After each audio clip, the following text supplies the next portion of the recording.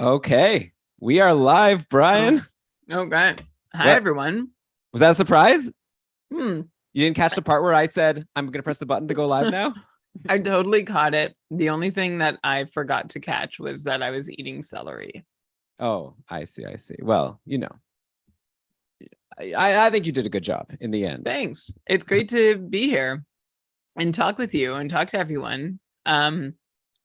It's going to be a fun one. We're going to make the most of every moment we have together because, who knows what next week will bring. Oh, yeah, true. You should try to think of a cool celebrity guest to bring on if I'm not going to be able to make it. Yeah, for people who don't know, like my wife is probably giving birth this week, so I might be off for a little while. Oh, my mic keeps on changing. That's annoying. Oh, there's a lock button. One sec. Lock it up. I'm on a new computer, so I'm just like got some settings here okay, it's locked.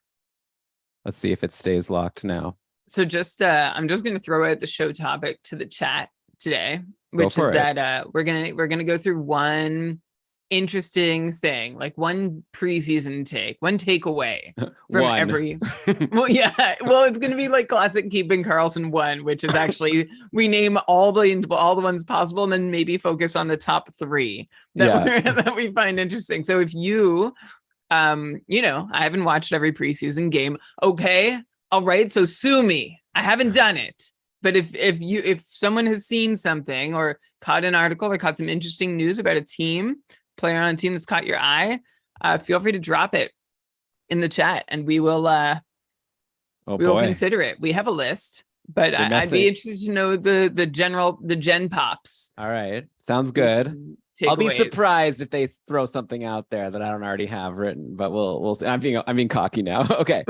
So, Brian, may I suggest to you on our previous topic, I think we should reach out to Scott Cullen. I think he'd be a good replacement for week one. We are also taking suggestions for who that's another. Who have you heard on the show that you've enjoyed that you might like to hear again?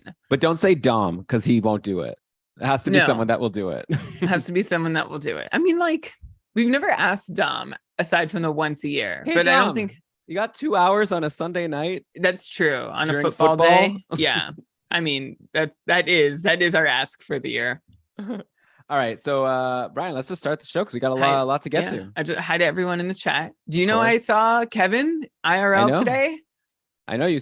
Are you telling me or are you telling the? Well, I guess you know, but because I sent you the pic instantly.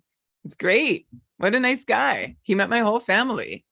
My niece, my nephew, my mom, my brother, my sister-in-law. It's amazing. We all enjoyed his company and his dog. He's a great guy. It's just the legend of Kevin Groves. No, Kevin's amazing. How could this guy be so amazing? Also, he gave us a great poutine, like a lunch recommendation. So good. I'm really happy that we're getting this out of the way before we start the show. Okay. All right. Well, I don't, like if I feel like I needed to acknowledge it was a special moment. Kevin, you rule. You're the best. Okay. All right, I'm taking off the shirt. I gotta be loose here. Wow. Why don't you just go all the way? And then I'd have to. We were talking about being shirtless in the last episode. We were? Oh. Lewis being a cupful prize shirtless. Oh, Kevin's here. Is that why you were talking about Kevin? Well, that too. Okay. Well, that's cool. We have a cool crew here. So let's give them something to make it worth their while. To be cool about. All right. Ready? Yeah. Yay! Yes! Welcome everybody to the episode of the Keeping Carlson Fantasy Hockey Podcast, the longest running fantasy hockey podcast in the world, hosted by two guys who are hoping to pull a Nino Nita rider score on every single show we record all season long. I am your host, Eli Dubrovsky, and with me to break down everything we learned from the preseason before we get into some actual regular fantasy hockey action. I guess there were a couple of games, but whatever. You know what I'm talking about. So with me to break it all down, there is the fantasy hockey robot, the Poobah prognostication, the IPP MVP himself, Brian Com. Hey, Brian, how are you doing? Hello, Elon. Hello, everybody. I'm good, and I do know what you're talking about. Nashville and San Jose jumped the gun. We're in this like very strange valley in the hockey schedule right now where there was hockey, and now we have to wait like another week for the machine to like start up again. We get a trickle of games on Tuesday and Wednesday, but nothing to really sink our teeth into. So we got a taste, and they're just leaving us hanging for more. So while they are, we're going to go through every team in the league, pick out one takeaway that we can grab from preseason. Of course, in classic Keeping Karlsson fashion, that does not likely mean we're just going to say one thing about each team. We're going to name the entire list of possible things we could say about each team and try and whittle that down to the top 2 or 3 most interesting takeaways for a team that can help you get ready to have a strong start in your fantasy season. I hope you streamed well from the first couple games, or you're still in a good position for your first matchup. If you're not, don't freak out. We got you. Let's get to the teams. But first, Elon, you probably have a couple pieces of business to mention.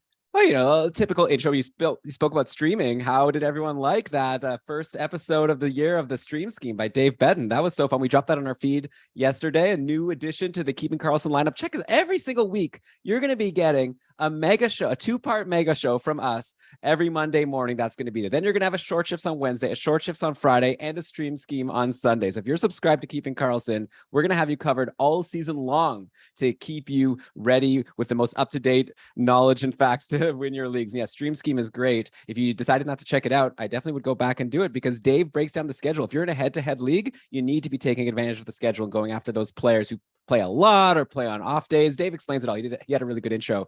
But yeah, Brian, as far as we go, we are proudly presented by DopperHockey.com, another go-to to be successful in fantasy. I use Frozen Tools all the time. Like, I used it to prep this show, and I don't know what I would do without it. If it ever went away, I would cry. And also, of course, all the great articles, including the daily ramblings, are clutch at the end of the night. So check it out, DopperHockey.com. But okay, with that, Brian, I have split up the teams, or we've split up the teams. Half of them you picked a player, half of them I picked a player, and now I've randomized the list, the order that we're going to talk about these teams. And it looks like we're going to be starting with the New York Islanders. And I'm just going down now. That looks like it's an Elon team. All right. No, just kidding. No, it's a Brian team. No, Brian gets all the, it says, oh my God, did you not at the top of the doc? Oh my God, let me edit. Uh-oh. Brian, I wrote here on Anaheim. Brian gets even. Elon gets odd. Oh, well, you flipped the coin, and I was supposed to do you're with Anaheim. So Brian gets no, but before you changed. No, I just wrote an extra note at the top. Okay, I'm gonna edit here. I just added an extra note. Let me remove my note. Okay. Yeah. So see, Brian gets even, and Elon gets odd. Yes, because Anaheim is number 2. Yes, exactly. You get all the evens. And what are Anaheim's the number Islanders? 2? Because now now that I've removed the Elon thing. All right. Let me do this. I'm going to take it again. Now we're set. It's okay. I added an extra note. Added my little joke at the top so I would know what to say, the Nino Nita rider thing, and it messed up the whole even odd thing. Yeah. I apologize. And then you just assumed it was my fault. Brian, did you seriously prep the wrong teams? All right. I suck. You're okay. It's an instinct. I don't know. It's like in fantasy. Anytime I lose, I'm not going to blame myself. I look to like which bad luck thing happened. How is it my fault? All right. So I've randomized. Okay, I'm going to go again. So we split up all the teams in half, where each of us have prepped our one player or fantasy note of interest from the preseason. And now I've just generated a list of the order that we're going to talk about these teams. And we're going to start looking at my list here with the New York Islanders, which is a Brian team. So Brian, what is your takeaway from the New York Islanders going into the season? Well, this is proof that we've randomized this list, because if we were very strategic podcasters trying to start with the most entertaining or even a moderately entertaining team to start with, like, I'm just happy to get the Islanders out of the way here rather than get rolling and then hit the Isles where we're just going to yawn and move on. At least that's what I did when I was going through their preseason results and lines. I saw, Kyle Palmieri and Zach Parise rotating on the top power play. Both were playing with Matt Barzal on quote unquote line 1 in the last preseason game. And that's quote unquote because we could very well see the Brock Nelson line see more time on ice than the Matt Barzal line based on what we've seen so far in preseason and what we saw to end last season under the Barry Trotz tenor. Of course, now we're in the Lane Lambert tenor on Long Island. And apparently the team is going to play a more aggressive style. Matt Barzal even cited it when saying why he signed long-term in Long Island. I mean, the real reason is because they offered him a boatload of cash. I'm sure lots of other teams, I don't know if they would have backed up the Brinks truck quite as much for Barzal. It's a pretty rich contract for a guy who they didn't seem to want to play at the end of last year. But the line on the aisles is, we're gonna take the game to the opponent more often this year. We're gonna be more aggressive. We'll see. I'll believe it when I see it. And it's also hard to believe when I see Kyle Palmieri and Zach Parise playing on line one with your most offensive centerman, which I would love to work out. I have liked both those guys. They played together in New Jersey. Maybe they can bring that chemistry, not a long distance from New Jersey to Long Island, but I'm not particularly excited or interested in anything really that's happened for the Islanders this preseason. So far, it's still status quo for them. And we've just been waiting to see what a new coach does for the team. And we continue to wait to see. Honestly, I don't even really want to talk about the Islanders until we're in game 10 of the season. If something looks different, I'm just going to, in the first few games, I'm going to chalk it up to a short-term aberration. Call me after game 10 about the Islanders, or if you have some really good video to show me about how things are qualitatively different. But man, this team just seems to stay the same. And they were definitely one of the more boring teams to look at from the preseason results. Yeah, I guess so. Barzal last year also at the end of the year was playing with like a Parise Palmieri types and away from Anders Lee, who he used to play with for like the majority of his career, and it didn't go well, right?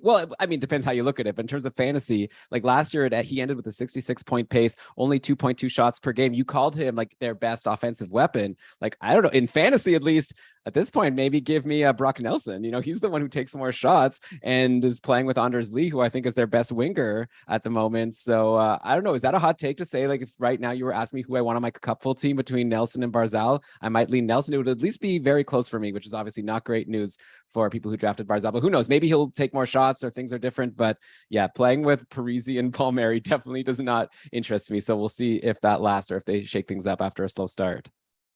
Right. And I really hope they do because, well, I don't know. I don't even know if shaking things up is going to change. So, Elon, I'm done with the Islanders. If you don't mind, let's blow the doors open with the second team on a randomized ordered list. And that's the Montreal Canadiens. All right, Elon, make this interesting. That's easy. There's a lot of interesting things going on in Montreal. A lot of fun new players have made the team. Slavkovsky made the team, we just learned. Also, Caden Gooley. I feel like we haven't really talked about him on the show, but Montreal, as we know, doesn't really have like any defensemen. Like people have been excited about Mike Matheson potentially getting a shot on the top power play if he can, you know, get Chris Weidman out of the way, which is the kind of conversation you definitely don't want to be having on a fantasy podcast, which is relevant. So yeah, Caden Gooley, you know, 16th overall pick in 2020. He scored a couple goals in each of his final preseason games versus Ottawa. So he's someone I'm interested in, but that's not the topic I've chosen for Montreal. That was just my trying to explain to you why I think there's some interesting things about this team. There's these rookies, but I think the main story is that Suzuki is healthy. He just lost his IR eligibility on Yahoo, which is kind of annoying for me because I was thinking of making one more move tonight, and now I can't because he's stashed in my IR, but that's fine. So he'll very likely be playing with Caulfield. And to me, it's like the guy I'm interested in is the one playing with those two guys in terms of a stream, because Montreal does have a good schedule this week. And I'm going to mention the same person who Dave mentioned on Stream Scheme, Dodonov. Looked like he was playing at practice with Caulfield and it was with Monahan, but that's because Suzuki was out. But I'm assuming it's going to be Suzuki, Caulfield, Dodonov. That's interesting to me. I think at this point, you know, it's very hard to pick who's that third half. I've been reading some articles about how Brendan Gallagher is like finally back in shape, blah, blah. Who knows? Maybe Gallagher could go back to somewhat of what he used to be. But at this point, if I'm like streaming a hab and it's not Suzuki or Caulfield, of course, or a goalie, I guess, give me, well, maybe Caden Gooley if I want to take a big swing there. But yeah, Dodonov seems like someone that would be fun to try out if he's going to get a top line role. Not at all a bad swing. And I think the comparison I'm going to make is, well, I'll make two for Dodonov. First is that when we saw him perform, it was when he was alongside Alex Barkov in Florida, right? Like, and in Ottawa, when he was asked to be more of the guy, he wasn't able to be. So I like that he's on a line where he's not going to be asked to be the guy. He's playing with the closest thing Montreal has to Jonathan Huberdeau and Alex Barkov, which is Nick Suzuki and Cole Caulfield, which, by the way, Cole Caulfield, 4 goals in 5 preseason games on 21 shots. So it seems like Marty St. Louis continues to give Caulfield that green light. Not that we expected that to change, but it's nice to already see the shots just flying from Caulfield. And really, 4 goals on 21 shots. If he can do that, I mean, doing it every 5 games is going to be hard, but it's not an outlandish shooting percentage if he's a good enough converter and he's taking enough shots. So I'm excited to see just how high Caulfield can go this season. Of course, a lot of it might depend on that back end because Montreal's going to have to break out of their own zone somehow. And I still just haven't seen how they've done it. But yeah, it would be nice for Dadonov to be able to collect any kind of fancy relevant production on that top line. And one thing that I will say is I would rather Dadonov than Mike Hoffman. I feel like that's like your barometer. You know, if you were sort of streaming Mike Hoffman last year, had him on your roster at any given moment, or have him on your roster right now, I would swap him out for Dadonov and see what happens, because I don't think in most leagues really Hoffman is that worth waiting on, and I'd rather find out what Dadonov can do. Yeah, like I'll agree with you. Like for now, of course, we'll have to see how the lines shake out as the season goes on. Montreal might have a rough year and they might shake things up a little bit as things go. Definitely check out game day lines. Or no, that's not even what. Definitely check out gamedaytweets.com where we gather all of those tweets of the line combinations that me and Shams, mostly Shams, are tweeting out. And so, yeah, you could follow at Game Day Lines, or you can go to gamedaytweets.com. And yeah, just make sure you check it before you're going to make your Habs ad before their games on Wednesday and Thursday. You might want to just verify that there hasn't been any swap. But okay, so that's Montreal. Let's go now to the Dallas Stars, another Elon team. Okay, but Brian, I do have a question for you because Jason Robertson has signed. He was at the last practice. He's playing on the top line with Hintz and Pavelski. You mentioned, I think it was on the draft show and on the Patroncast, like some shows recently before he had signed, you were like warning people that maybe he's going to have a slow start because he didn't make it to and he didn't get to play any preseason games. He did get a practice in, like he's going to start the year. Like, is that still a concern for you, or was that more like if he missed like the first few games of the season? It's a minor concern for me, like a very minor concern. I would imagine in most drafts he did fall, I don't know, at least 10 points. Sorry. I assume in most, I'll just start my answer again. It doesn't really concern me. It might be a minor concern, but for the people who have Robertson, he probably fell at least 5 picks in your draft, maybe as many as 10 or 15. And if you got him here and he's been at least in attendance to camp or at a video session and has gotten to go in and say hello to everybody and get his feet wet, I think this is really good news. And you'll be able to get full value Jason Robertson before long. I'm not going to rule out the possibility that the first few games he still needs to find his legs. He hasn't seen any preseason action, but I mean, this guy's amazing. He's young. He's a pro. He at least signed during the tail end of camp. And I think that's really good news for anybody who was fortunate enough to draft him, likely above his value. Yeah, Sir Fonte saying in the chat, if Robertson starts slow, I'm targeting him for early trades. Yeah, yes. Go and jump on people who are getting concerned because, yeah, it would be probably just because he wasn't in like full game shape. I'll also mention, so yeah, like I said, Robertson, Hintz, Pavelski has been the top line. That's left Seguin playing with Mason Marchman and Ty Dellandrea, and then Ben Johnston, who's a fun prospect, and Guryanov. So Mason Marchman has looked good. You know, it looks like he's going to start in the top 6, 4 points in 4 games. So he's someone that is available still in a lot of leagues. And I don't know how much can come from the second line. I guess a lot of it will have to do with Tyler Seguin, right? And if he's good, like, yeah, I mean, again, it's preseason. We're not going to read too much into points. Like they're just trying different things out, but no points in 3 games. He had 5 shots versus Minnesota, at least. I'm curious to see, like, is Seguin just like a 50-point guy now like he was last year? Or can he do more? Is like Mason Marchman going to help him? Are they even going to stick together? So those are some questions on my mind. I don't even know if I need to pose them to you because it's not like you're going to have answers, but I'm just letting people know I've got Mason Marchman on my radar, but a lot of it depends on how good Tyler Seguin actually is. You should have Mason Marchman on your radar, on your brain, because I think he might be the best line mate Taylor Seguin has had in a little while. You said Taylor Seguin. Oh my gosh. Just go from Tyler. Just say best line mate that Tyler Seguin has had in the last little while. Looking back to last season, Seguin had, it was Jamie Benn and Dennis Guryanov on his wings, and no disrespect some disrespect to both of those guys. Guryanov, even when Jason Robertson wasn't signed, still wasn't getting like guaranteed top 6 looks in Dallas. And he was someone we were really excited about once upon a time, showing some flashes, hasn't really panned out. And then before that, before it was even Gurianov, it was Jamie Benn and the ghost of Alex Radulov. So this is an opportunity for Tyler Seguin to show that he can work with someone who has shown some offensive potential. We haven't seen a ton from Mason Marchman, but his numbers under the hood suggest that there really could be a player here. So that would be nice if there was going to be some second line production from Dallas. But honestly, I think this is really great news for Rupe Hintz and Joe Pavelski, because I don't know. I think Hintz for sure would have been fine on line 1 without Robertson. I think Pavelski would have been okay too, but of course this maximizes what they're going to be able to deliver now that they're playing with one of the best goal scorers and shooters in the league. Oh, also Mason Marchman, I just wanted to mention before I moved on from him, 15 shots in 4 games, which is a nice thing to see. We see that he does his best when he is given some room to play. So that's a promising sign for Mason Marchman to actually being given some rope to play with.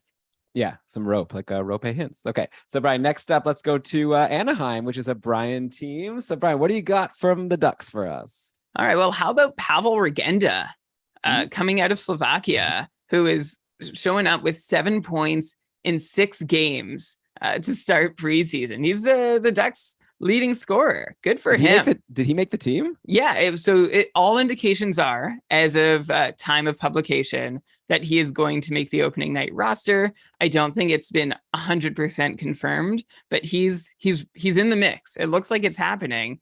And he could end up in a top 6 spot here in Anaheim, right? If you what is happening? So I need to look at this person. This is not a name that I am familiar with. Oh, you weren't ready for Pavel Regenda talk. Okay, well, so you're recommending that he's So cool. Here's what I'm saying. I'm looking at the top 6 right now in Anaheim, like the latest practice lines, of course, at GameDayLines.com. Is that it? It's Game Day Line tweets now. Okay. You got Game Day Line tweets was the old one. Then I got Game Day tweets, and now it's like, very confused. Just bookmark it. Okay. No, don't bookmark it. Learn it. Hey, Game Day tweets. It's easy. Everyone, now you know forever. It's the best website.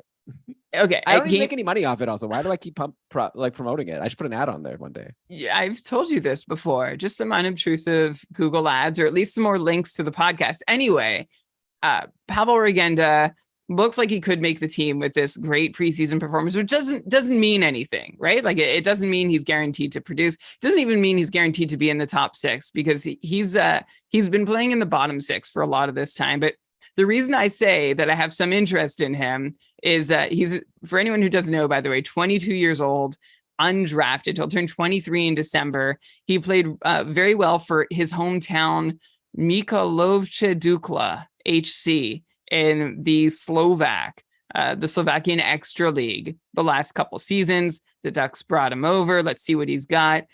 And I just see some soft spots in the Anaheim top 6. And I know you might not say that Ryan Strome, Frank Vetrano, or Adam Henrique are soft spots, but they could all be utility guys who could maybe be moved over to the middle 6 if the Ducks, if Regenda keeps giving them reason to bump him up the roster. I don't think it's likely. I just think he's someone we should have on our radars with his preseason performance, which obviously doesn't mean anything at all, but on your radars. How about another Mason? We'll talk about Mason McTavish. Also had a strong preseason. He's someone I've heard of. Yeah, he's playing with Ryan Strome and Troy Terry. So that looks good. That looks like someone who could be worth your while, except my concern in Anaheim is that, we know Zegras is someone who we trust to produce. We know Troy Terry is someone who we can trust to produce, but they're not playing together. And they're not playing with anybody else we can totally trust to produce. So honestly, if I have Trevor Zegras, maybe I'm not so worried because he's Trevor Zegras. If I have Troy Terry, I think I'm a little worried. I still think he'll do okay. I just don't love that they're apart. Right. Well, don't forget it's help each other.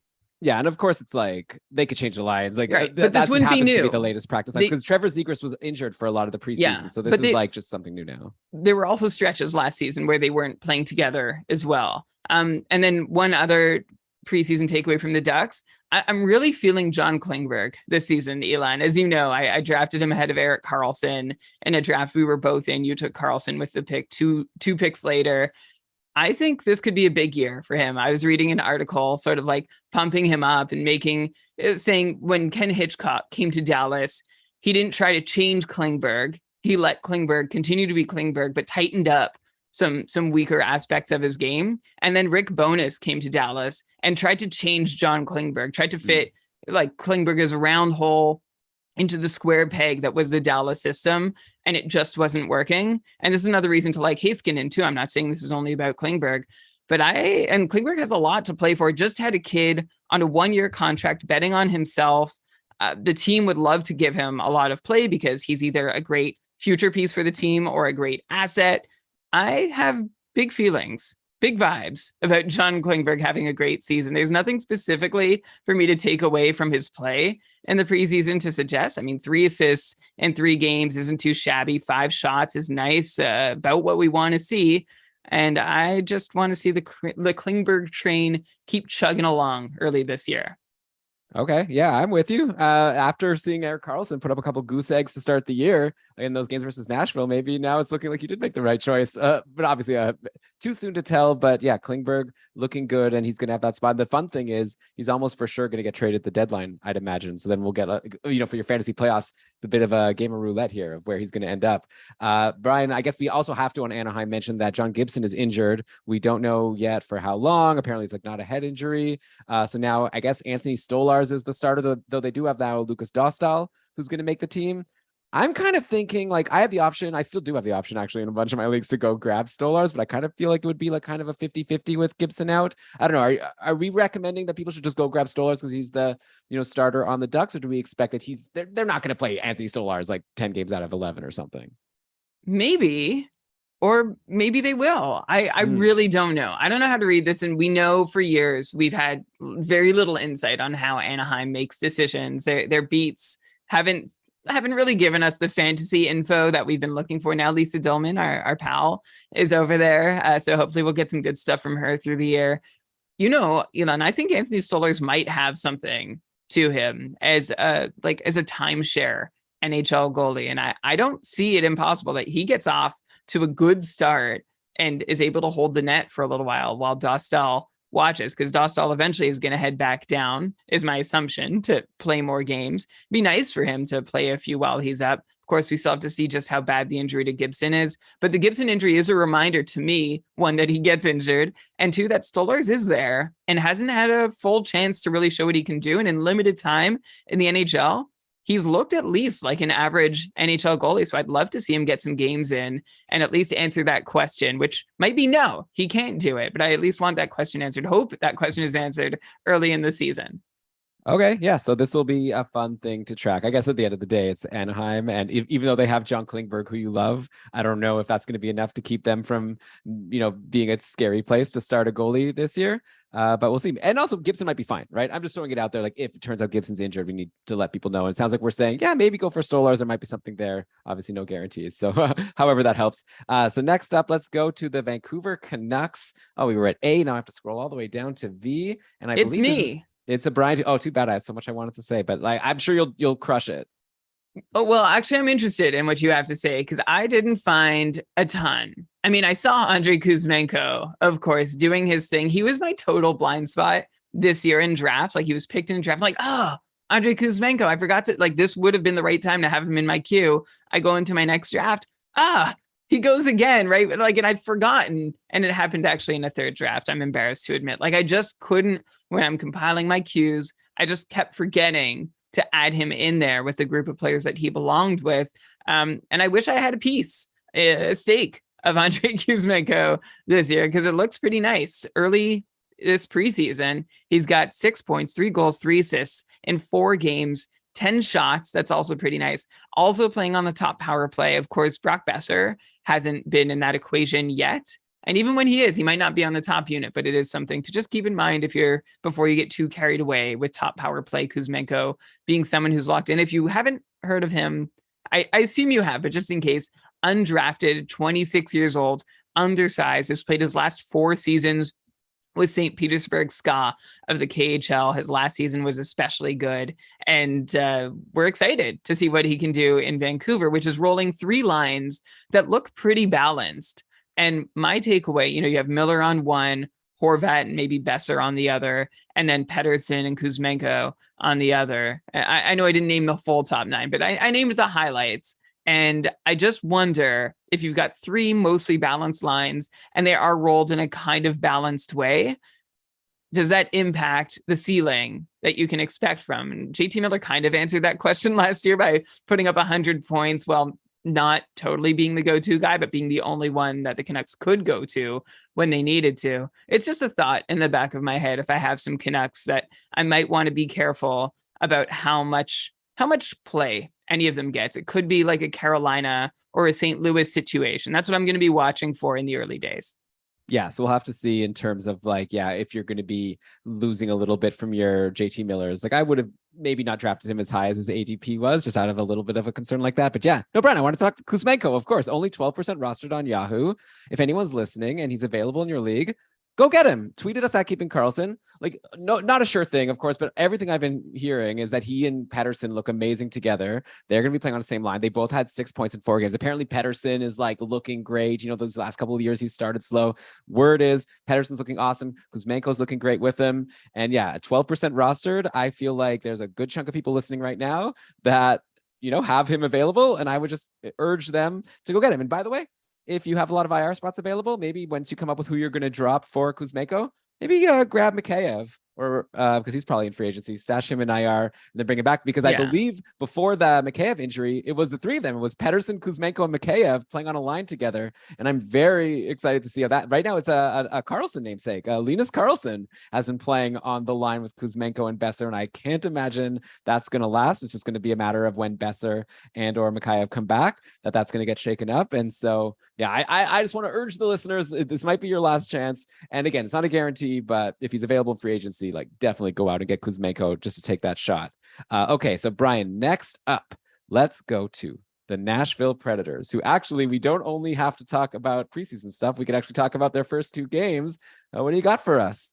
Well, I'm actually going to skip the preseason since we have 2 bona fide real regular season games. So if you have something that you notice in preseason, Elon, that is still relevant. No, I agree. And let's just talk about Nino Nita scoring 3 goals on 3 shots. Yeah, this is the general caveat, by the way, of all of this is that preseason, the end of preseason is a hard stop. The regular season's a fresh start. So we're doing the best we can with the data we have available. This is what fantasy hockey champs do. However, we need to know that we kind of are all going to throw it in the garbage if things change by the regular season. In Nashville, we've seen 2 regular season games. And Nino Nita, yeah, he is that guy this year who is lighting it up, making fantasy managers feel so proud and pleased if they streamed in Nita probably after missing out on like Capo Kakinen and James Reimer and Ryan Johansson and Mikael Granlund and Luke Kunin and Mario Ferraro. Maybe the list even goes further than that group before you're like, I guess I'll take Nino Nita and see what he does. And if you did 3 goals on 3 shots in 2 games, man, Nino Nita, if he keeps shooting and taking 1.5 shots per game and scores on 100% of his shots as he has so far, we're looking at a 123 goal season for Nino Nita, assuming he stays healthy, that is. And so far the line seems to be working, although I don't know if even that's a fair takeaway. I think we just have to be like, yep, Nino Nita is your early season crazy goal scorer. He's playing with Ryan Johansson and Kiefer Sherwood, who scored the first goal of this NHL season in Classic. Like, I believe last year, the first goal of the NHL season was also a schmoll that didn't have too many fancy relevant players in there. Kiefer Sherwood is like this journeyman who's 27 years old with his 3rd NHL organization. So I don't know. I don't need to buy too hard into Kiefer Sherwood. I'm sure nobody is. But how about the Nashville Predator that I am going to bring up as someone who might be worth rostering beyond these last 2 games and someone who was on my radar is Ryan McDonagh, who has 2 points through the first 2 games, 2 hits, but 7 blocks and is playing 22 minutes. This is a guy who could play huge minutes. Even when he was on Tampa, he was, you know, someone who could be useful for picking up peripherals, for playing a lot of time on ice. And I think he's going to be in a similar situation on Nashville. He hasn't been paired with Roman Josi, which of course limits his time on ice on the whole. But I think he's sort of he's definitely in the top 4, and it might be kind of a pair 1A, 1B situation in Nashville. And McDonagh is going to get a lot of time on ice, and Nashville may give up a bunch of shot opportunities that he can throw his body in front of, as they did against San Jose So if he can block 7 shots over 2 games against San Jose, I hope he can continue doing the same thing through the course of the season. Yeah, I will say with Nino Niederreiter, like I know it's like fun to joke about, 3 shots in 3 games. That means he can have a 120 goal pace. Haha, lols. But like he is like not like he's good, right? Like, I mean, he's not terrible. Like, he's put up 50-point paces for these last couple of seasons, which isn't nothing. There was a point in keeping Karlsson history where we thought he was like really good. When he had that breakout with Minnesota, that's already like 6-7 years ago. But yeah, he did have a good year there. Now he is in the top 6 on Nashville. So like, I don't know, like Brian, it sounds like from what you were saying, it's like for sure now, if you streamed in Nino for those 2 games, just drop him for your next streamer or like, I don't know, I'd be tempted to hang on now and see if he can continue to have success. Like he's not going to score in every shot, but even if he had only scored on one of those 3 shots, that still would have been a goal, which wouldn't have been, you know what I'm saying? Like he's in the top 6. He's a guy that I think has some talent. Even if he did score on one of those 3 shots, it would be a 33% shooting percentage. It was a bit like, yeah, I guess like that was a good stream. I don't know, Elon. I have Luke Kunin on one of my rosters, and I know Barabanov might be getting healthy and might join the team again soon, but I'm more interested in holding on to a Luke Kunin or even a Ryan Johansson than I am a Nino Niederreiter, who over the last few years has shown that he can be a 50-point player if he's playing on a really good line in the top 6 for a chunk of games through the season, which I just don't see that opportunity happening. Well, he's in the top 6. So yes, but the qualifier I used was really good line in the top 6, and Ryan Johansson and Kiefer Sherwood doesn't qualify as being a really good line for him to play on. I'm not ruling out 50 points, but if you're holding on, hoping that he's fantasy relevant long enough, I don't know, Elon, this is too exciting a time of year for me to think that 30-year-old Nino Niederreiter is for real this year after we've seen him for a decade doing more or less nothing exceptional. I think he might be a really good hockey player. I'm sure he seems like the kind of guy who, if you're playing casually with him, like pond hockey, if you run into him at the rink or something, he'll dazzle you with some incredible skills, but obviously it's not translating 1,000% into the NHL. So you would hold, like, we were talking about Lucas Raymond. We were talking about Alexander Holtz. Like, let's use an example. We were talking about Alexander Holtz as somebody who is up and coming. What are you talking about? Not on the show. You're talking about in private? Yeah. Okay, maybe you should qualify that. Okay. I was thinking like... Okay. Like, for example, Elon, we were DMing about Alexander Holtz in New Jersey. What do we think of him coming up? Is he worth an ad? If you had Nino Niederreiter on your roster, Elon, and Holtz was available in free agency, would you be making the swap? I definitely would be. Yeah, I don't know. I feel like could go either way. Like, I mean, because Nino's on a new team in a new situation. I just kind of feel like, I don't know. Alex is saying in the chat, I don't know. Like Andy is saying in the chat how Nino's like a streaky player and he might be on a streak. Shams is saying he'd hold for the week. Like, I guess, yeah, we're talking about another exciting guy in Alex Holtz. I guess maybe we'd have to look at the roster, see if there's anyone else I can drop. But yeah, Holtz, by the way, is on the top line on New Jersey right now. Obviously, that's very exciting if he's going to be playing with Jack Hughes. But again, he could be shifted off. So it's a good comparison. I feel like maybe they're like similar to me right now and how interested I'd be in them. Maybe the ceiling for Holtz is higher, but also I think the floor for Nino is a lot higher. But you're right, Brian, at the start of the year, maybe you want to get your home runs and not your like Nino's not someone I expect to be worth holding all year, but I feel like right now I might want to just hold and see kind of because it's a new situation. I just kind of want to see if maybe things continue to go well for him. It's very funny. I feel like this is the trap I usually fall into, Elon, and I'm trying to learn from past mistakes. Or maybe the trap I fall into is picking a guy kind of like Nino Niederreiter, like contextually, but actually doesn't do anything for the first 2 games and then continues not doing anything for the next 7. Maybe that's the difference here while watching the best free agent possibilities fly off the shelf. And 1 or 2 of them are going to hit.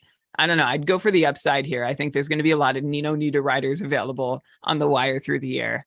Yeah. All right. I guess we'll see. It's hard for me to recommend dropping someone who has 3 goals in 2 games, even though I know he didn't take enough shots. Maybe he'll take more shots in the next game. All right. So next up, let's go to the Washington Capitals, who are a Brian team. And you said a long time ago when this guy first signed with Washington, I'm just going to guess who you're going to talk about because you said that this guy, like, watch out for this guy.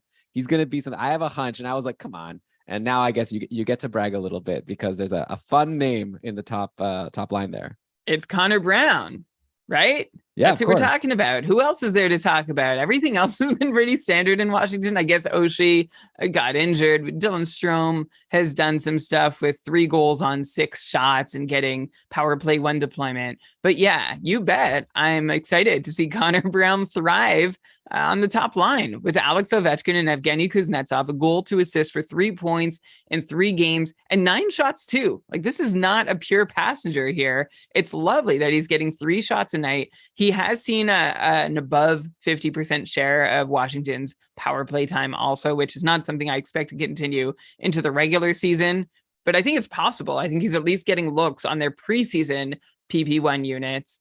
So Connor Brown is absolutely worth rostering. I would drop, I don't want to flog this too hard, Elon, but I would drop Nino Nita for Connor Brown here for sure, because he looks locked in on Ovechkin's line. Even if it's just a few games to start the year, I'm happy to take that chance and see what happens. Connor Brown has proven himself as a player who is a good third piece and is actually a good mid-6 piece too, but can be a good third piece on a top line. And what the point I always go back to is he played with McDavid in Erie. Like he was McDavid's, like they worked together. He was his wingman. So Connor Brown knows how to play with the best. And I think that's an actual skill. It's not just how to ride coattails. I think there is a way to be able to predict what star players, what super smart players are going to go ahead and do and support them in doing it. Connor Brown knows how. That makes me happy because I just grabbed a guy named Suzdalev in my Dynasty League who's currently playing with Connor Bedard in the WHL. So nice. I'm hoping that Suzdalev will learn how to play with Bedard, and then maybe Washington will put him with Ovechkin next year. But anyway, okay, that's getting ahead. As far as Connor Brown, I'm totally with you. I would take Connor Brown over Nino Nita. That's the last time we have to mention Nino on this episode. But yeah, Brown is very interesting here. But also, I wouldn't slack off Dylan Strome. Right, he's now got the line to center spot pretty much locked up because Backstrom's going to be out for a while, and he's the one on the top power play. It's like I'm a basic person, Brian. Like, if there's a guy available that's on the top power play in Washington, a power play that is a very successful power play, like, give me that player. So Dylan Strome, I think between Dylan Strome and Connor Brown would be really interesting, and I might even take Strome. But I'm into both Strome and Brown if either of them are available to people. Both in really good spots to succeed. So very interesting over in Washington. All right, let's go next to St. Louis. But before we do that, let's take a quick break. We're 7 teams in. Why don't we take a breath? Then we're gonna do a few more. Then we'll take another break and we'll end part 1. And just letting people know what's the plan for the show. But here we go. I hope everyone's enjoying the show. And we'll be back in just a sec. You're listening to Keeping Carlson. All right, we are back, Brian. And like I said, we're going next to St. Louis, which is an Elon team. This is kind of like what you were talking about with the Islanders, where it's like I was having a little bit of trouble coming up with like a really interesting storyline here. Like, it looks like it's similar to last year where they had that top 9 where all 3 lines were kind of clicking, and it was just like, yeah, they're all kind of good. Like David Perron is gone, and it looks like the new person in the top 9 that's taking Perron, not taking Perron's spot because it's on a different line, but like this Jake Neighbours is someone that's been playing on, I guess, line 3 with Shannon Barbashev, and Neighbours had 2 assists in the final game versus Chicago. So maybe, like, I don't know if Neighbours is similar to your, who was the guy on Anaheim that you threw out there? Oh, Regenda. Pavel Regenda. Brian, who would you rather have, Jake Neighbours or Pavel Regenda to start the season? Oh my gosh. Okay. I'll take Jake Neighbours just because his place in the depth chart has actually been better than Regenda's. Okay, fair enough. Yeah, and also the top 2 power plays seem pretty even. Like, it doesn't look like this team really has a top power play. Like, they've been running with Rob Thomas, Buchnevich, Tarasenko, Krug, and Barbashev on the first one, and then Kyrou, O'Reilly, Shen, Saad, and Falk on the second. So it seems pretty even to me. I didn't even mention the lines, right? So we're looking at in the most recent practice, at least, O'Reilly with Saad and Kostin, who got traded. So he's not there anymore, I guess. So we'll see what happens there. Buchnevich with Thomas and Tarasenko, then Neighbours, Shen, and Barbashev.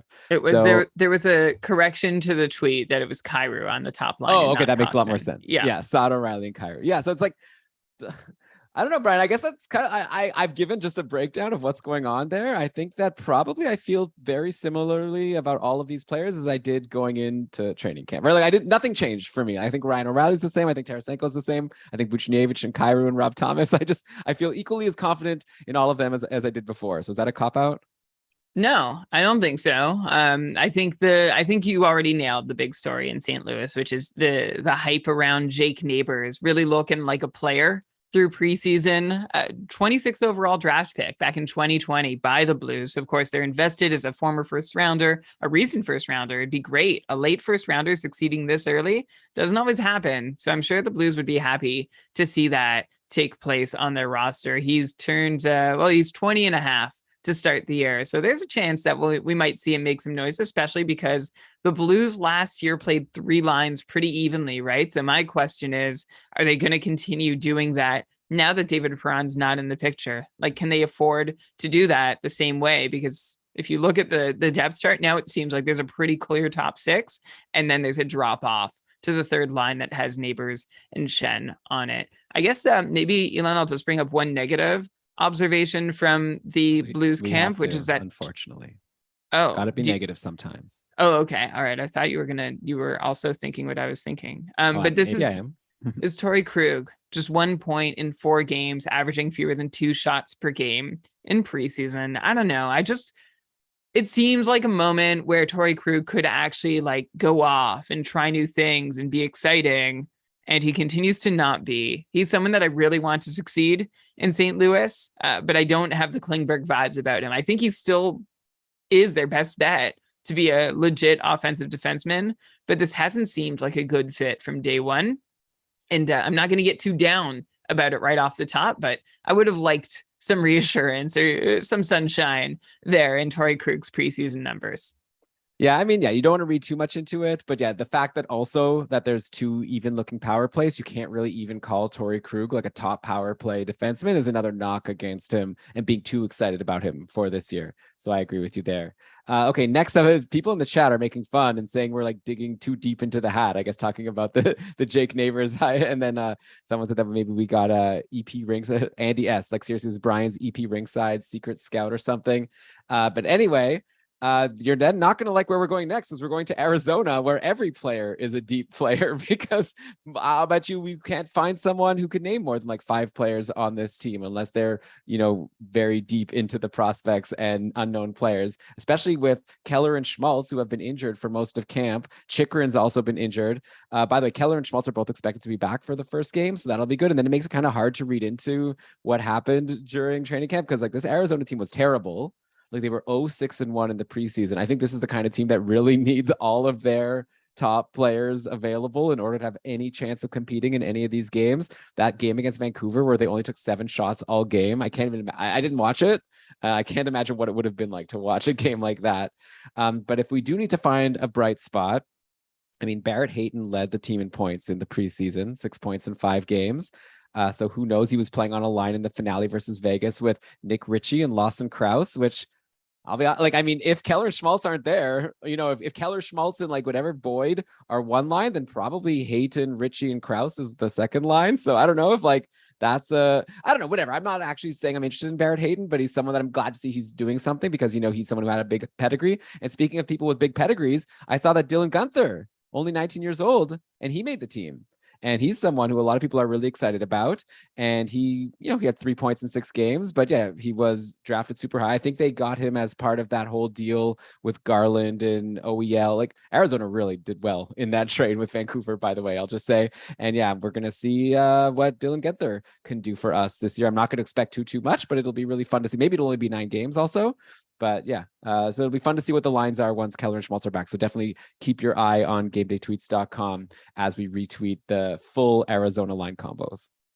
Way to find something to talk about in Arizona. There really isn't much. I think for me, I just want to see how the Coyotes official Twitter account tweets through this season. You know how like teams drop like maybe a quick line before their lines, and I feel like they're not even caring what the lines are. They're just like throwing out, they had like an eyes emoji, like the look emoji above their roster of guys who, to quote you, are we sure some of these guys aren't made up?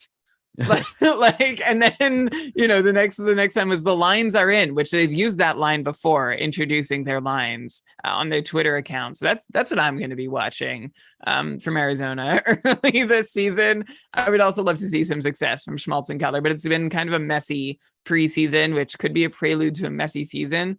But as who said in the chat, Andy in the chat said, "Go Yotes, break some friggin' hearts." I agree. This will be a fun team just because of how god awful they appear to be. If they can win a game or two against some tough competition or in some high stakes matchups, like this is a team that can get coaches fired. So I would love to see how much damage the Coyotes are capable of doing to other NHL teams and like watching the opposing fan base's reactions as they lose to Arizona. Yeah, well, don't forget, remember last year there was like that 6 or 7 game stretch where they were like scoring like 8 goals a game and it was just really crazy. And Nick Schmaltz had like a 5 assist game or something. I don't know. So like maybe they'll be able to do that again. It'll definitely be really fun to watch and see.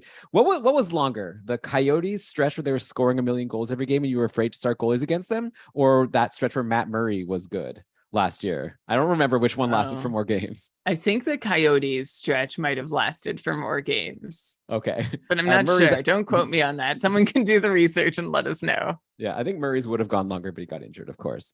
All right, so next up, we go to the Brian, your Ottawa Senators. Hopefully this was a Brian. Was it a Brian team? I hope so, because you always have fun things to say. And it was, what do you got to say about the Sens? We predicted this top 6 all summer long. Not too surprising. Yeah, there actually isn't a whole lot of news since I don't know if the last time we talked about them, Elon was on the auction draft show. It must have been, which feels like so long ago. By the way, if you want to watch the best in the world do this, go to our YouTube channel, Keeping Carlson, or to watch it live.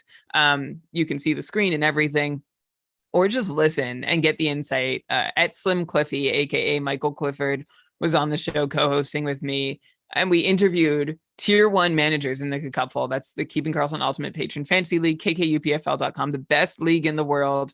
Elon, you're in the top tier. These are the 14. What? People say I didn't do well in that draft. So if you're trying to like learn how to draft well, don't pay attention to me. Well, no, you can learn from Elon's mistakes and maybe some other drafters' successes, or maybe you'll disagree and think, hey, Elon, you did pretty well. If you do disagree, let Elon know. He could use a little boost. No, it doesn't matter if I drafted well, because I'm gonna get like the Kuzmenkos of the world to like bring. I'll get superstars out of. I got Connor Brown. Like it'll be fine. I just need these guys to really step up for me. Make up for a mediocre draft. You intentionally did not draft well so you could win the way you enjoy winning, which is the way you just mentioned. kkupfl.com. If you want more info on the league, you can go and check out the rosters that were drafted.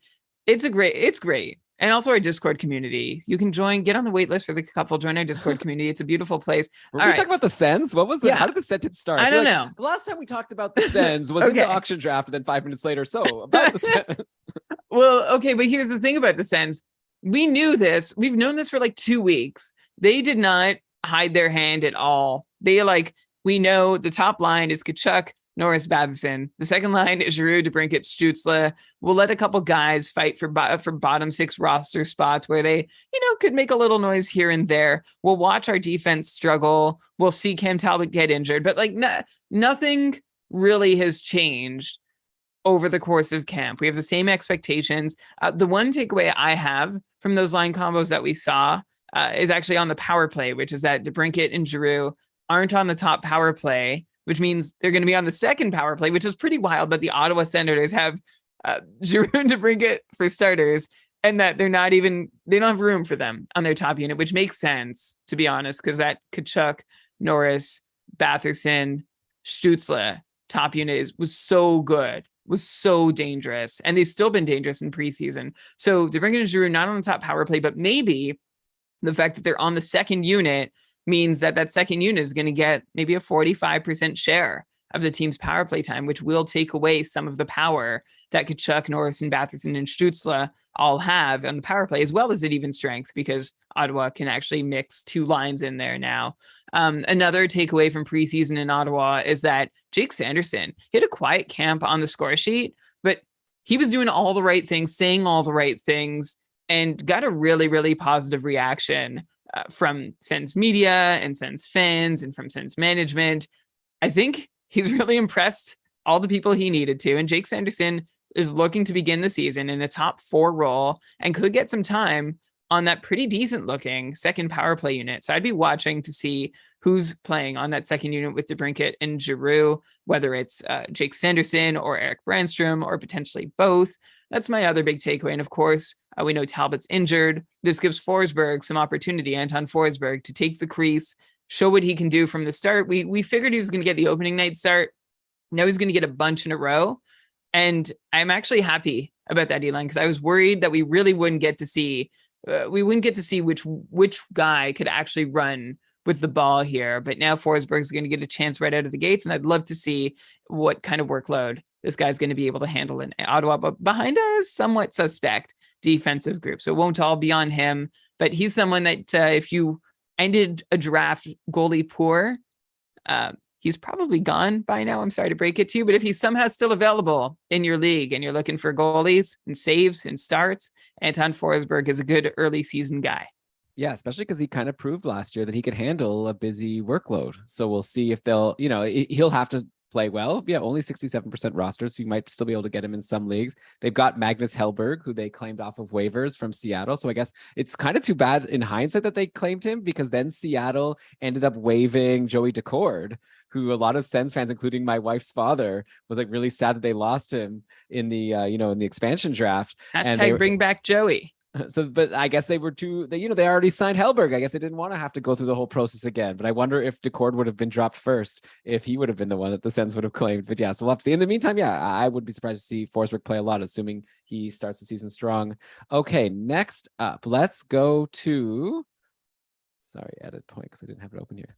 The Philadelphia Flyers, which is a team that, I know we're talking about Arizona being a team that we're expecting not to win too much. I know a lot of people are pretty low on Philly, and that's an Elon team here. Another team that I wasn't sure exactly where I wanted to go here. There's some news that Cam Atkinson may be healthy, so it'll be interesting to see where he slots into the lineup, because the lines are looking pretty top nine-ish from Tortorella, like Konechny, Hayes, Lawton was a line, then Frost, JVR, and Allison, who I think Atkinson could probably bump Allison when he's back, and then Noah Cates, Farabee, and Tippett, third line. So anyways, we'll have to see. It's a new coach and a lot of players that really haven't established themselves. So I guess it'll be fun to see how things shake out. I wouldn't buy too much into these lines. I think the main takeaway for me is at this point on this Philly team, I think Travis Konechny is the clear superstar, or I guess you wouldn't say superstar, clear star on the team. I think I'm at the point, I'll see if you agree with me, Brian, whatever line Konechny's on, I'm going to call that the top line. Sometimes we have that, we used to say that about the Islanders, but whatever line Barzal's on, that's the top line. Now I'm starting to not sure if I agree with that anymore, but I think this is an opportunity for Konechny to really step forward. There's no Giroux anymore, Couturier's injured. There's been some news that maybe he'll be able to actually come back at some point, but in the meantime, I'm curious to see, Konechny, it looks like he only played one preseason game and he scored a goal. So he's someone I'm going to watch and see if he's going to be able to step up into a really important leadership role. I think they're going to need him to take if they're going to want to be successful. And I guess the only other thing I'll say on Philly before I throw to you is I feel a lot of people were saying that they weren't expecting Tony DeAngelo and Tortorella to click. They're DeAngelo on a Tortorella team, he's going to get benched. So for what it's worth, Tony DeAngelo played 24 and 26 minutes in his two preseason games. I haven't seen anything to indicate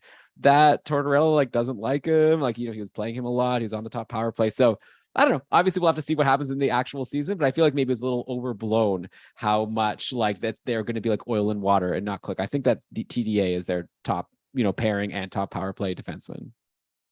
Yeah, I mean, why would they have brought in Tortorella and then DeAngelo if it wasn't going to work? I would assume they did their due diligence on that. Maybe that's giving some NHL front offices too much credit, but I think it's we could put that storyline to bed until we can't anymore. Because with these guys, I mean, Tortorella, this guy just insults players, right? This is what he does. This is his shtick, and it kind of works for him. But whenever he makes a quote in a press, he's just rude. There aren't too many so openly rude coaches out there in the NHL these days. So if anybody might end up in conflict with a player, it could be anyone, really. Why am I dwelling on this?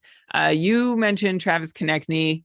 Yeah, sure. His line is the top line. I don't know. His line or Atkinson. I remember Charlie O'Connor on the interview he did. I think it was with Ben. Correct me if I'm wrong, if it was with you, for a 32 beat series, where he was saying, Konechny has always shown that he can he can look really good, but he hasn't shown that he can actually carry a line yet. And also he hasn't really shown that he can play consistently. for any stretch of time. He had that incredible season back in 1920 when he was on the 76-point pace. And that was his 4th in the league. I was like, whoa, like he's really taken this step. A lot of what he was doing looked good. I'm pretty sure I drafted him in a couple leagues the following year, which had a 56-point pace and a 54-point pace last year. Honestly, I can't expect much more than that. But from any Flyer, I can't expect much more than that. So this is a team I'm still steering pretty clear of. And I appreciate you doing the yeoman's work of finding somebody to talk about on Philly. All right. So then let's just move on to our next team, which are the Calgary Flames, a much more exciting team going into this year after they somehow were able to make up for the fact that both Gaudreau and Tkachuk decided not to return. So Brian, it looks like that's a U team. What do you want to talk about in Calgary? So Calgary is a team with a really exciting offseason, but not the most exciting preseason, which maybe is something we should expect from a team that had so much change sort of come at them so quickly that it's gonna take some time to gel. Like the preseason scoring leaders were Blake Coleman and Michael Stone, each with 4 points in 5 games. Huberdeau and Toffoli in 5 games. They each had 3 points and only 9 shots, which isn't great. Like I want to see Toffoli definitely taking more than 2 shots per game, which he failed to do. And Huberdeau, I'd also love to see that, which he failed to do also. So not a lot but I'm not getting panicky about this at all. I think this is just a team figuring out who they are and how they're going to do things. We seem to have learned that Rasmus Andersson appears to be on the top power play. Now, the last time we've really seen anything we could sink our teeth into from the Flames in terms of news or action is already a few days ago from when we're recording this. So that could change, but I didn't see a reason why Andersson wouldn't start on the top unit this year after really emerging as an incredible player as of mid-January last year offensively. And so I'm glad, I hope it holds that he's the incumbent. We learned that Toffoli and Mangiapane could be fluid through the year, trading spots on the top 2 lines. And I think that's it. Like none of these really jumps out to me as a huge takeaway. I think maybe the biggest takeaway is just Calgary's lack of pop so far. But they were ranked 2nd by Dom in his NHL team rankings, top to bottom, best teams in the league this year. So I have some faith in Dom's rankings. I have some faith in the Flames. And I think I'm actually watching them to see if they get off to a slow start, that might be a good time for you to start looking at buying low on some of their guys. Maybe your Huberdeau, maybe Jacob Markstrom, maybe Rasmus Andersson. These might be guys that people lose patience with quickly and say, oh, Calgary's done. I don't think they're done. I think they might still need a couple weeks, get some games under their belt before they're clicking on all cylinders. And at that point, you'll be happy to have them. And but before that point, if they start falling and you can find someone panicking, that might be a good team to swoop in and grab someone on. Yeah. Okay. So definitely something to watch. Yeah. It makes a lot of sense with so much that has changed on the team. Maybe, yeah, it might take a little while for them to gel. And yeah, I found it interesting that like Rasmus Andersson was on the top power play just because, they were bringing in Mackenzie Weegar. And so some people were wondering, oh, does that maybe Weegar gets a shot? So now we know, at least to start the year, it's still Rasmus Andersson with Huberdeau, Kadri, Toffoli, Lindholm. So on paper, it sounds like a pretty good power play. All right, next up, let's go to the Edmonton Oilers, another Canadian team here in Alberta. And that's an Elon team. I guess I got to start with our 2020 14th overall pick, Dylan Holloway, right? He had that big game versus Vancouver where he scored a hat trick. He didn't get any points in his final couple games, but he's been skating with Draisaitl and Hyman on the second line. So, I mean, it's a great spot. He's a high pedigree guy. So if he's available in free agency, give him a shot, I think he's still available in tier 1.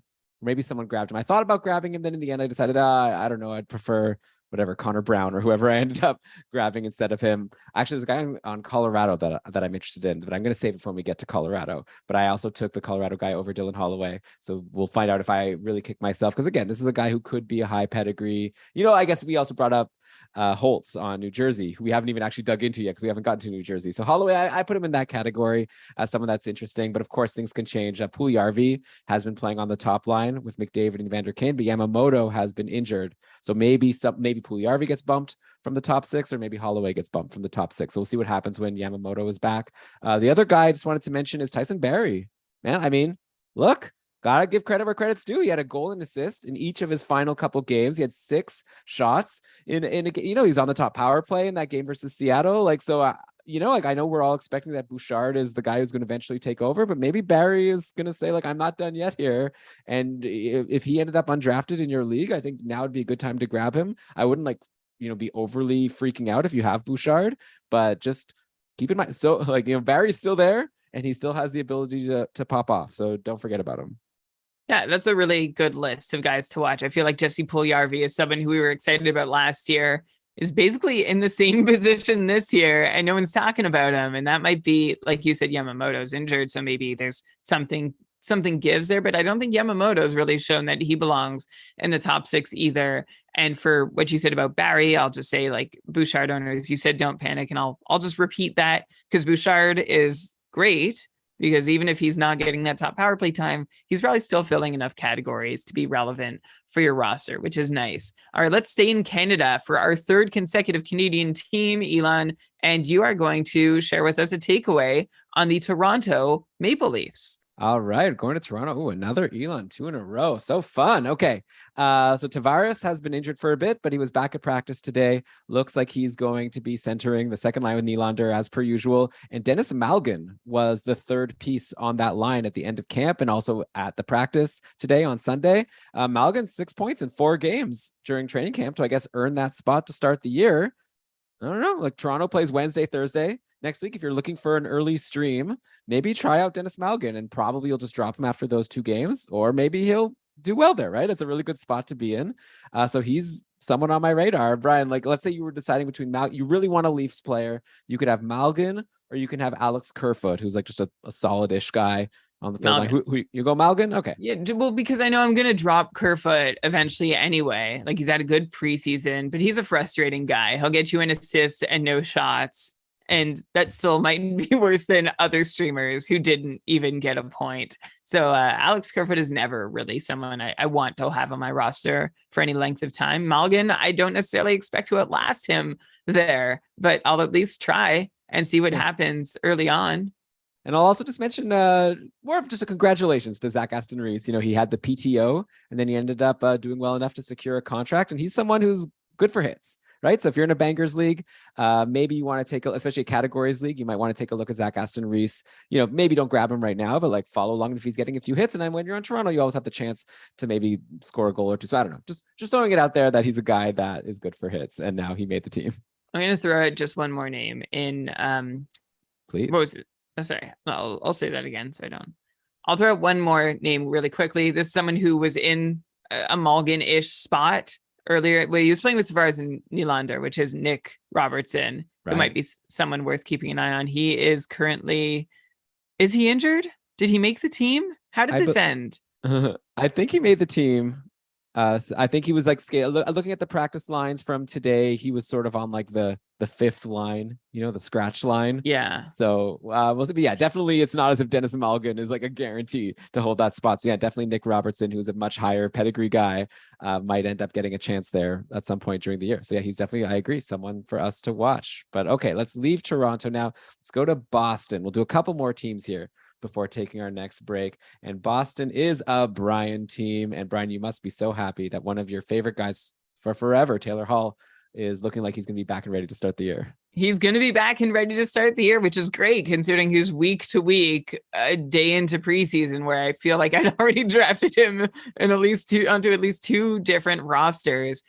So the good news is Hall is back. The interesting news is that Taylor Hall is separated from David Pastrnak. When they had so much success last season, it seems like the lines are still in flux in Boston. I'm seeing enough changes, from practice to practice that maybe they're still trying out a whole bunch of new things. But it would be very interesting if Hall didn't start the year with Pastrnak, which still means, by the way, he's going to start the year with Patrice Bergeron. He's going to get one or the other, which I think is really good news for Taylor Hall. And then the other Boston storyline is that David Krejci looks pretty good. He doesn't look like he's missed a beat after spending a year at home in Czechia. Now he's back, 4 points in 3 preseason games. Didn't appear too rusty, even though he's 36 years old. And remember, this is a guy, classic David Krejci, 4 points in 3 games and 4 shots on goal. So this is not a guy that you're going to expect to do a whole lot for you unless he is putting up a bunch of points. But to start the year, he could be playing with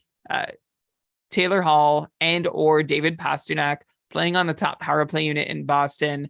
So he's someone who I think is worth a deeper league ad right off the top, just to see where this goes. Yeah. By the way, we're getting news in the chat here that Nick Robertson didn't make the team in Toronto. So we'll see if he ends up getting called back up before the first game of the year or not. But yeah, so there's the update there. And yeah, as far as Boston goes, I agree with you about Krejci, but let me also throw out Pavel Zacha. Right. He also had 4 points in 3 preseason games. And with Hall going to play with Bergeron, that's left Zacha to play with Krejci and Pasternak, an all check line. And I'm interested, right? Like, I think that Pasternak is probably the most exciting guy to play with, to be honest. And yeah, I think that Zacha, like, it's like kind of the same thing like you said about Hall. Like Zacha before was playing with Bergeron, right? So I think either way, Zacha's going to end up in a good spot.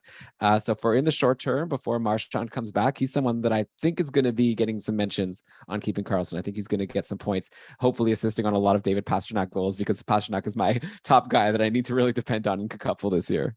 I'm also going to give a shout out to maybe the most random name I've seen in all of this. Maybe it's not even random, just the most unknown to me. Mark McLaughlin putting up 4 points in 4 preseason games with Boston, a former, undrafted, but he's 23 years old. He got a cup of coffee, 11 games, 3 goals last season, playing 10.5 minutes a night.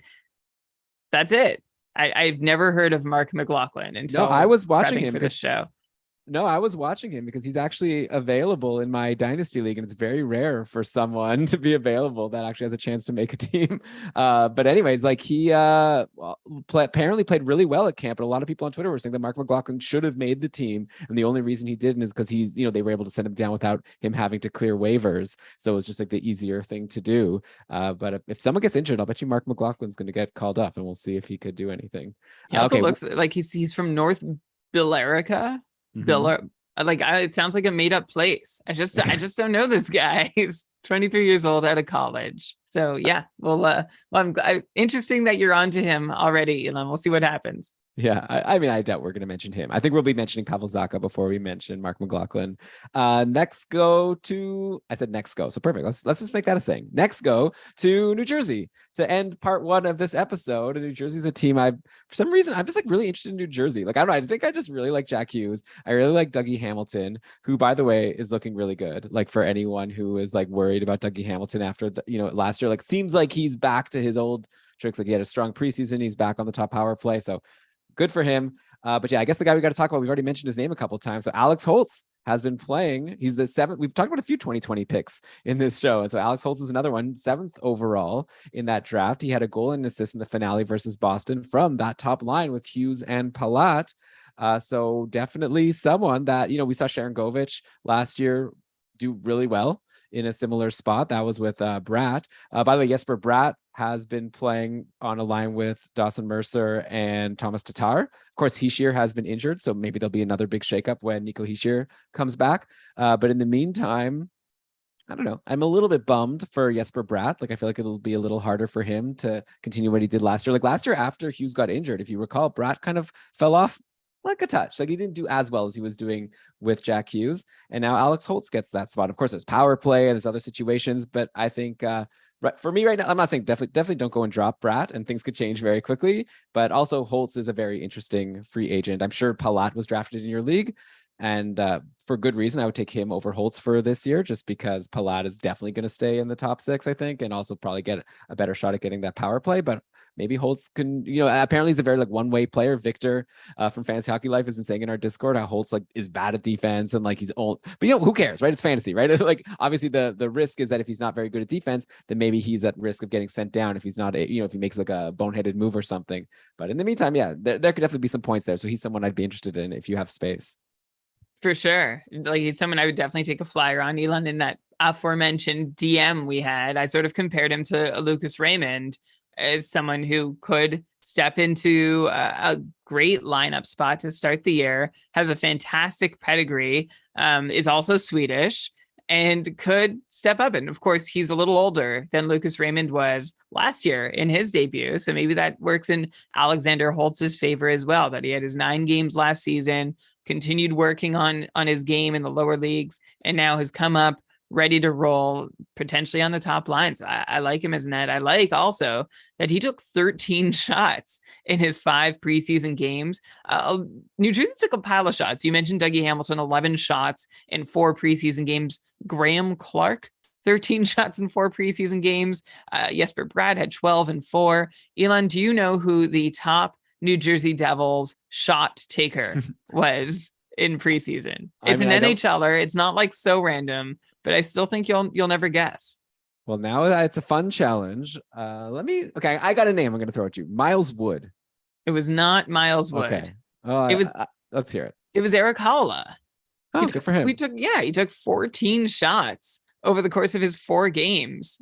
So that's interesting. He was playing most recently in preseason action with Brad and Sharangovich. So I don't know, maybe that bodes well. But yeah, I am also very interested in New Jersey. Excuse me. There seems to be a lot of potential. We haven't even named Andre Palat, also sitting there top line, top power play with Jack Hughes. Oh, okay. You mentioned him. Great. Opposite Alexander Holtz. This is a team who I want to see. Like the Islanders, like I said, call me in 10 games. New Jersey, call me after 1, and then again after 2, and again after 3. I want to see how this all plays out. Yeah, and also the coach has been saying how like Blackwood and Vanacek expects it to be 50-50, and we'll see if like one of them takes hold. The word was that like he's hoping that it's just going to be 50-50, and they, that's like the way they'll keep both of them fresh. So I wouldn't be setting my watch to or like hoping for someone to eventually win that job. It might just go back and forth like the Islanders used to be. So okay, Brian, with that, we're done 16 out of the 32 teams. We're more than an hour into here. So why don't we let everyone once again take a little bit of a break, including yourself and myself. I'll take a sip of my The Last of Us Part 2 water bottle. What a great game, right? Everyone remember that game? I remember when it came. Anyway, and so yeah, thanks again for listening. Hope you enjoyed the show. Make sure you're subscribed to Keeping Karlsson to get the part 2 of this. And like I mentioned, stream scheme, short shifts, like all the content we're going to have for you, because we are not going to leave you hanging. We're going to be giving you fantasy advice like this as the season goes on all the way throughout. So yeah, just Apple, Spotify, Google, you know where to listen to podcasts, right? Go ahead, subscribe, and we'll be back to give you part 2 of this show. It's the next show in your feed. So just press play and we'll talk to you soon. Bye, everyone. See you there. Okay. You don't have to include that. All right. Should I do another? Oh, yeah. Now I get to do my. I think your NPR is a little too low key or a little too lengthy. I would say pump it up a bit or really shorten it. I thought we had a good response. Not so much. So maybe I'm wrong. I don't know. Those are my own thoughts. All right. Also, we probably shouldn't do another 80 minutes on the back 16. I'm trying to be faster, but okay. Yeah. I'll go fast. I promise. Me too. I'm gonna try. We'll see. Okay. I'll do the NPR today. I don't know. Then we could ask in Discord if people. No, I said do the NPR. I would just say like tight, like I'll try to tighten it up. Make it shorter. Yes. Hello, everybody. Welcome back to part 2 of this episode of Keeping Karlsson, where we're talking about preseason takeaways for all 32 NHL teams. We've covered the first 16, and now for part 2, we're going to do the final 16. I'm your host, Elon Dubrovsky, and with me is my partner in crime for everything fantasy hockey. It's Brian Cobb. Brian, welcome back for part 2 of this mega episode. I've been having a lot of fun so far. It's been really fun. It's been nice to visit every half the NHL cities with half to go and have something that might be actionable to talk about. It's been a really long time since we've done that, even like the off-season shows about free agency, whatever. Of course, we started part 1 with the Islanders, which I said was a not a very exciting place to start. I'm going to say the starting point for part 2 is still even a little more interesting, just because this is a wreck you might not want to look away from in the Chicago Blackhawks. Is this thing on in Chicago? Since beating Detroit in their second preseason game on September 28th, that's like 2 weeks ago now, they have since been shut out in 3 of their next 4 exhibition contests. They scored just a single goal over those 4 games, and Chicago also got outscored overall 16-1 by Detroit, Minnesota, and St. Louis combined. Elon, you already know this, so I'm going to give the listener a chance to guess who scored that lone Chicago goal. Pause. 3, 2, 1. It was top pair defenseman. I'm still going to pause. That's a hint. You're still not going to guess it. Jack Johnson. Superstar. Yeah, playing with Seth Jones, the Chicago's one lone goal scorer in their final 4 preseason contests. So what's to take away here, Elon? I guess I'll just say the lines. I'm going to say that Taves, Taylor Radish, Tyler Johnson on the top power play for what it's worth, of course, with Patrick Kane and Seth Jones. You've got Andres Athanasiou and Max Domi ending camp with Patrick Kane. Honestly, I don't want any of these guys, Patrick Kane included. And so here's what I'm going to say for anyone who has Patrick Kane in a keeper or dynasty: look for that first hot run and then try and trade him. Even if he gets you 90 points this year, he's still not going to be someone you're excited to keep the following year. Well, he's UFA, right? At the end of the year. So for next year, he'll be in a whole new situation. You're right. Okay, so maybe I'm not looking far enough ahead. I just don't love it. And we already talked about him, how he might be a player who we can't expect what we once could have expected from, which may be linked to playing in Chicago. But yeah, okay, so maybe it's in a 1-year league. Forget your keeper or dynasty. In a 1-year league, when 33, soon to be 34-year-old Patrick Kane gets hot to start the year, try and flip him and see if you can get out from under that, because I don't want any piece of the action in Chicago this year. Yeah, I mean, I don't know if he's going to get hot. I don't know. Like, he's a great player. I'm actually pretty high on him still as being a very talented player in the league who could do well. But this is like a really bad situation. Like, Dave talked about Max Domi being someone you might want to stream this week because he's playing with Patrick Kane, and I just don't know if that's going to be enough to make Max Domi's like barely been in the, he signed a $1 million contract or something with Columbus last year. Like, Athanasiou is having trouble sticking on teams, and now that's the top line with Patrick Kane. So it's going to be tough. I would say the opposite in terms of like, if your team's doing really well, at one point it might be smart to buy low on Patrick Kane because he'll get flipped at the trade deadline. It's funny. It's like the opposite of what I said, but I can't disagree. Although I will say, if he's flipped at the trade deadline, we know that superstars moved at the trade deadline often don't continue to superstar. Well, Giroux did in Florida. It's like, it's so rare. Like we're talking like a Patrick Kane, very rare that someone like him is getting traded at the deadline. It's usually not like superstars like him who are capable of getting 90 plus points. So it would be exciting and interesting. And I would definitely it'll be something we'll definitely be talking about when that happens in like 6 months or whenever it'll be. Anyways, that's enough Chicago talk for sure. Oh, Petr Mrazek. Like, is their starting goalie? Like, he stinks, right? And like, he's still available. Like in Cupful, like in tier 1, like goalies are, there's no starting goalies except for Vejmelka and Petr Mrazek, because it's like, I think people are just too afraid to have these guys. And I'd rather have Vejmelka 9 days out of 10, or 9 days out of 9. A reminder that the backup is Alex Stalock in Chicago, for anyone wondering. That's not going to last. Okay, so next up, let's go to the Los Angeles Kings, who are a much more exciting team than Chicago, going in different directions as two somewhat recent cup winners. But LA, the lines have been as expected, kind of like with Ottawa, right? Like, we knew ever since they signed Fiala. It's like, it's going to be Fiala with Kopitar and Kempe, and then they're going to stick with Deneau, Arvidsson, and Moore as that second line that did really well. So I don't really want to talk to forwards. Let's talk about defense, okay? Because Sean Durzi was injured for a lot of camp. Then he came back right at the end for a couple of games. A goal and 2 assists versus Vegas, a goal and an assist versus Anaheim. So that's 5 points in 2 games.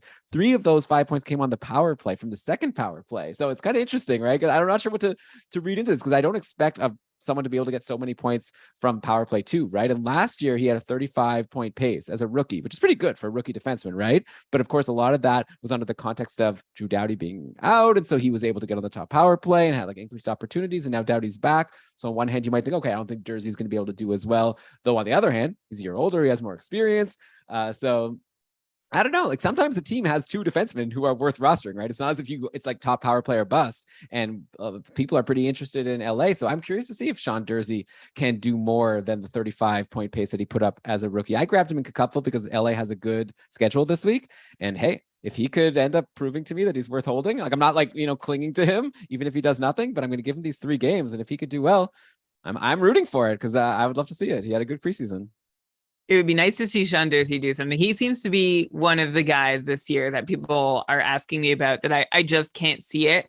Last year was Max Comtois. I think it was last year. Sean Durzi is that guy this year. As you mentioned, most of his fantasy relevance last year came while Drew Doughty was injured. Now that Drew Doughty's healthy, and the takeaway from him putting up 3 points in 5 games and a couple of them coming on the second power play unit, is that that's not a sustainable way to put up points. Not that we're going to dig deep into sustainability just from preseason action, but I just don't see the opportunity for Jersey to really produce in LA. Like, Elon, if you're happy with 35 points, it could happen. No, I'm expecting more. I'm expecting maybe 40 to 45. Maybe 40 could happen, but I just don't see his route there with the amount of time and role that I expect him to get. So we'll see, but he's someone that, as people ask me, like, name him on the list of guys like on our Discord server who are the interesting defensemen or ads from this list. Anytime Jersey's there, I just move to the next guy. He's not someone that I'm curious enough to add to my roster. I'll just add, Elon, you didn't mention the Kings' leading scorer this preseason. Who was it? Arthur Kaliev.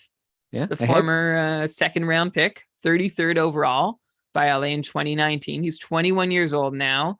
He played his first full season last year, 28-point pace in 80 games, playing bottom 6 minutes. The thing is that he's likely to still play bottom 6 minutes this year, but it's nice to see him do stuff with a little more opportunity and space that I imagine he was given in preseason that he won't get in the regular season. But it's always good to see a prospect start to show up on the score sheet, even if it's just in preseason.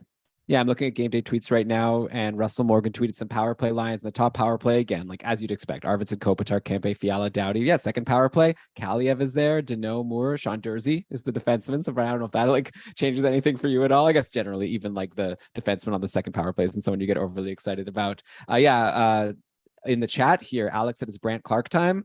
I mean, he made the team, right? But I don't know if he's I think next year might be Brandt Clark time. Like, I'm definitely not saying that Dursey is like better than Brandt Clark in terms of a prospect, but I think for this year I'd rather have Dursey. Okay, so next let's go to, we just did LA, just did Chicago. Let's go to the East. Okay, let's go to the New York Rangers, where it's going to be an Elon team. Fun. Okay, I guess here's the news. Okay, the Rangers have 4 really good forwards, right? And they get split up into two. They have 2 pairs, right? They've got Kreider and Zibanejad, and they've got Panarin and now Trocheck. And those are the pairs. And then it's always interesting to see who are going to be the third wheels on each of their lines. And so far, at the end of camp, looking at today's lines, we've got Kaapo Kakko playing with Kreider and Zibanejad, and Vitaly Kravtsov playing with Trocheck and Panarin. Kravtsov seems like a very tenuous situation, right? He was bumped on and off of that line. I wouldn't even be surprised if he got bumped again. Like, it just doesn't seem like he had a good preseason from what I've been reading on Twitter. Kaapo Kakko, on the other hand, 3 goals in his final 2 preseason games. He's obviously this like really high pedigree prospect, even higher pedigree than Kravtsov, who was also a first rounder. I'm into Kaapo Kakko as a stream, especially because the Rangers have 3 games this week, all on off days. Dave talked about that on the stream scheme, which I definitely recommend checking out if you haven't yet. It was an episode that we dropped, a day before this one dropped.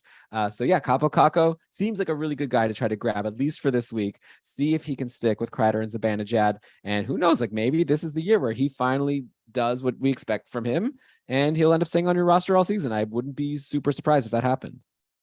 Wouldn't be super surprised. I'd be a little surprised, but no, this is an opportunity, when we've been waiting for Kakko to get, now that he's already been in the league for so long without being given or being able to hold a ton of opportunity. Kakko's entering season number 4 now. This is age 21 season for Kakko, and this could be the best look he gets all year if he doesn't make the most of it. But I agree with you, Elon. New York Rangers with an off day early in the week. Why don't you go grab him for that, see how he does, and then go from there. I'm happy to see Kakko up there being one of the guys being given a shot, like better than, say, Jimmy VC being given a shot, who even as a third wheel, he's not someone I'm that confident. He's like Alex Kerfoot in the best case scenario. Okay, yeah. Brent is asking in the chat, can Schneider get any power play 2 time? We have a tweet just from today, again, gamedaytweets.com, from Vince Mercogliano. The top power play was Fox, Zibanejad, Trocheck, Panarin, and Kreider. And then the second power play had Trouba as the defenseman, actually, not Schneider. I would have expected maybe K'Andre Miller also to be ahead. So I think that you might be dreaming a little bit. You might need some injuries, Brent, before Schneider's going to get there. It was Trouba, Hedel, Kravtsov, Kakko, and Lafreniere as the second power play. So that's the Rangers. Let's go next to the Detroit Red Wings, one of the other really busy teams this summer. We talked about Calgary. Now let's go to Detroit. Brian, that's a U team. It's a me team. And the thing I saw, well, of course, we all saw that Vrana is off the top power play, which is as expected, and he's on the second line. So he's not someone, look, he could have a really great season. I'm not at all ruling it out, but is starting from less than ideal spots on the second line, second power play. And that second line doesn't seem like a really great spot to let loose and rack up a whole lot of 5-on-5 scoring. So maybe he's looking like a 50-point pace score at this point. More is possible. A lot more is also possible, but not excited about Jacob Vrana's year this season. The two takeaways for me from the Red Wings camp. The first is I'll call out Ben Chiarot, who signed with the Wings for 4 years at just under $5 million in the offseason. He's playing on the top pair with Moritz Seider. And Chiarot is a guy who we've looked at in Montreal as someone who can eat a lot of minutes and put up a lot of peripherals. I think he could still do that in Detroit, playing top pair. And hey, if he's playing top pair with Seider, he's on the ice with Larkin, Bertuzzi, Raymond, that could be good for a few points here and there as well. So Ben Chiarot is maybe a deeper cut peripheral getting D that you might be interested in. And the other place I'm looking at in Detroit is in the crease, where Alex Nedeljkovic has, look, I'm not going to say he's outplayed Ville Husso. He has, but it's not a big enough sample to say it's legit. And I haven't watched the games with my own eyes, but I do see that Nedeljkovic and Husso each had like a pretty good start. And then Nedeljkovic had a really great start and Husso had a pretty bad one. And all I'm going to say is maybe this is more of an open competition than we were thinking it was a few weeks ago, even in your drafts over the last couple of weeks. And that Nedeljkovic might not just seed the net happily here. So it could be a battle worth watching. And if you were relying on Husso for starts, maybe this is just a little reminder that, hey, if you have like a higher minimum starts, you might need to look for some other options, and that Husso might not be the workhorse you're hoping for. Of course, this is very early days, but that's just a thought. Yeah, no, I agree. I never really expected Husso to be a workhorse, to be honest. I could see this being another New Jersey situation where maybe they're just happy with both of them taking turns. Maybe every once in a while someone gets a couple starts in a row if they're hot. But yeah, I think that Nedeljkovic showed that last year that he's a legit goalie. He shouldn't just be relegated to be a backup for the next 4 or 5 years, however long Husso was signed for. Okay, next up, let's go to, oh wait, actually with Detroit, I did want to say one thing. I forgot. I wanted to mention that there's a defenseman who Victor was very high on in our Calder candidates episode, Simon Edvinsson, and he ended up getting sent down. So that's going to obviously make it harder for him to win the Calder. Maybe he'll get called up at some point. But yeah, so that's something to note. Hopefully no one laid down any big bets on Edvinsson there. Also, Andrew Kopp has been injured for all of the preseason, but he's apparently going to be back healthy for the season. So I'll be interested to see what he can do in this new situation with Vrana, who you talked about, Brian, and David Perron on that second line. But okay, next up, let's go to Seattle, which is another Brian team. So where do you want to go? We have actually a couple questions from patrons here. So how about you do yours, and I'll quickly throw the patron questions to you about Seattle.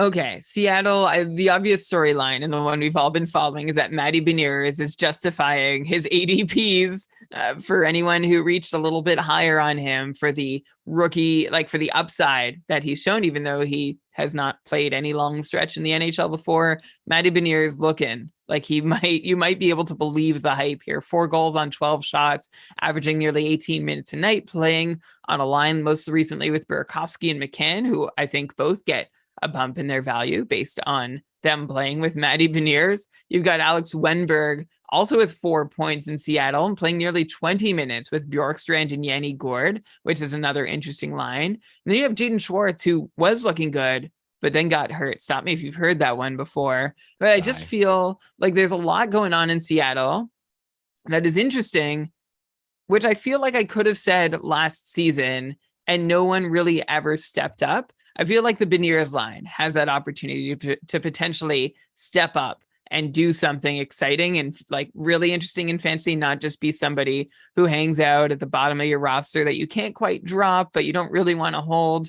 And Philip Grubauer also mentioned as someone who was taken late amongst goalies in every draft I was in. Still preseason, but he's stopped 62 of 66 shots so far. And I just like, that doesn't mean he's going to have a good year. But I think if he had a bad preseason, that would be something that would be really hard to recover from if he was off on the wrong foot. He's not. So this is step one of maybe several hundred steps of a Grubauer redemption season, but it's nice to see that step one is complete. Yeah, no, I'm into Grubauer. I got him in a couple of leagues, including the cupful draft. Maybe I paid too much, but more or less than some other goalies. Yeah, Seattle looks like they could be better. And Grubauer, yeah, so like you said, step one, he had a good training camp. Seems to have some game left in him, so we'll see what he can do. That was actually one of the questions. Garrett asked if Grubauer's comeback is for real. So obviously we'll have to wait and see. But yeah, 939 save percentage in his 3 games. Ryan W asked if it's too early to drop Bjorkstrand. I know, Brian, generally you're like never drop anyone because of preseason. You shouldn't read too much into it. But we will mention he only had 1 assist and only 6 shots in his 4 preseason games. Yeah. I think not great. I'd say you could. Honestly, like it would be better if you could wait a game or two. And I think Seattle might have, tell me if I'm wrong, they might have an off day game this week at some point. I think they go Wednesday and Thursday, so you could get 2 early games. Okay. Yeah. Although your lineup might already be full Thursday, but I would hold him for Wednesday, see what happens. He's a guy to be taking 1 game at a time. And since he's playing on an off day early, I think I might hold on, but I do worry that he could just fall into that Schwartz or Eberle tier of player that we saw last year that I just described, where just too good to drop, but just bad enough that you're not at all happy to use a roster spot on him. Mm-hmm. Yeah, too bad. What a fall. There was a stretch where he was looking so good over in Columbus, but who knows? Maybe he'll find something here in Seattle. Andre Burakovsky, someone I'm really interested in. I'll just throw it out there. Like everyone's super stoked about Beniers in 1-year leagues. Like Burakovsky's with Beniers on the top line and top power play. Yeah, he's a good vibes player for me this year. Yeah, I think he's going to have a good year for sure. And I wasn't feeling that way until like training camp started and I saw him like locked to Beniers on that top line. Okay, so on this random list that we generated to start this whole hullabaloo a couple of hours ago now, next up, we've got the Pittsburgh Penguins. We're on team 22 of our 32-team journey. And Pittsburgh is a team that, Brian, once again, you are slated to talk about the biggest impacts going into the season. We're going to have like a massive Elon run to end the show. It's got to be concerning. No, I think it's great, actually. I think I'm all for it. Pittsburgh, there wasn't a whole lot to see here, in my opinion. It was nice to see Malkin play a game and collect 3 assists. We saw that Brian Rust is still with Malkin, along with Jason Zucker, who continues to get top 6 opportunities. This has to be his last one. And you've got Rickard Rakell playing on the top line with Crosby and Gensel. Both of those lines, the Crosby and Malkin line, had 2 goals in their preseason contest on Friday.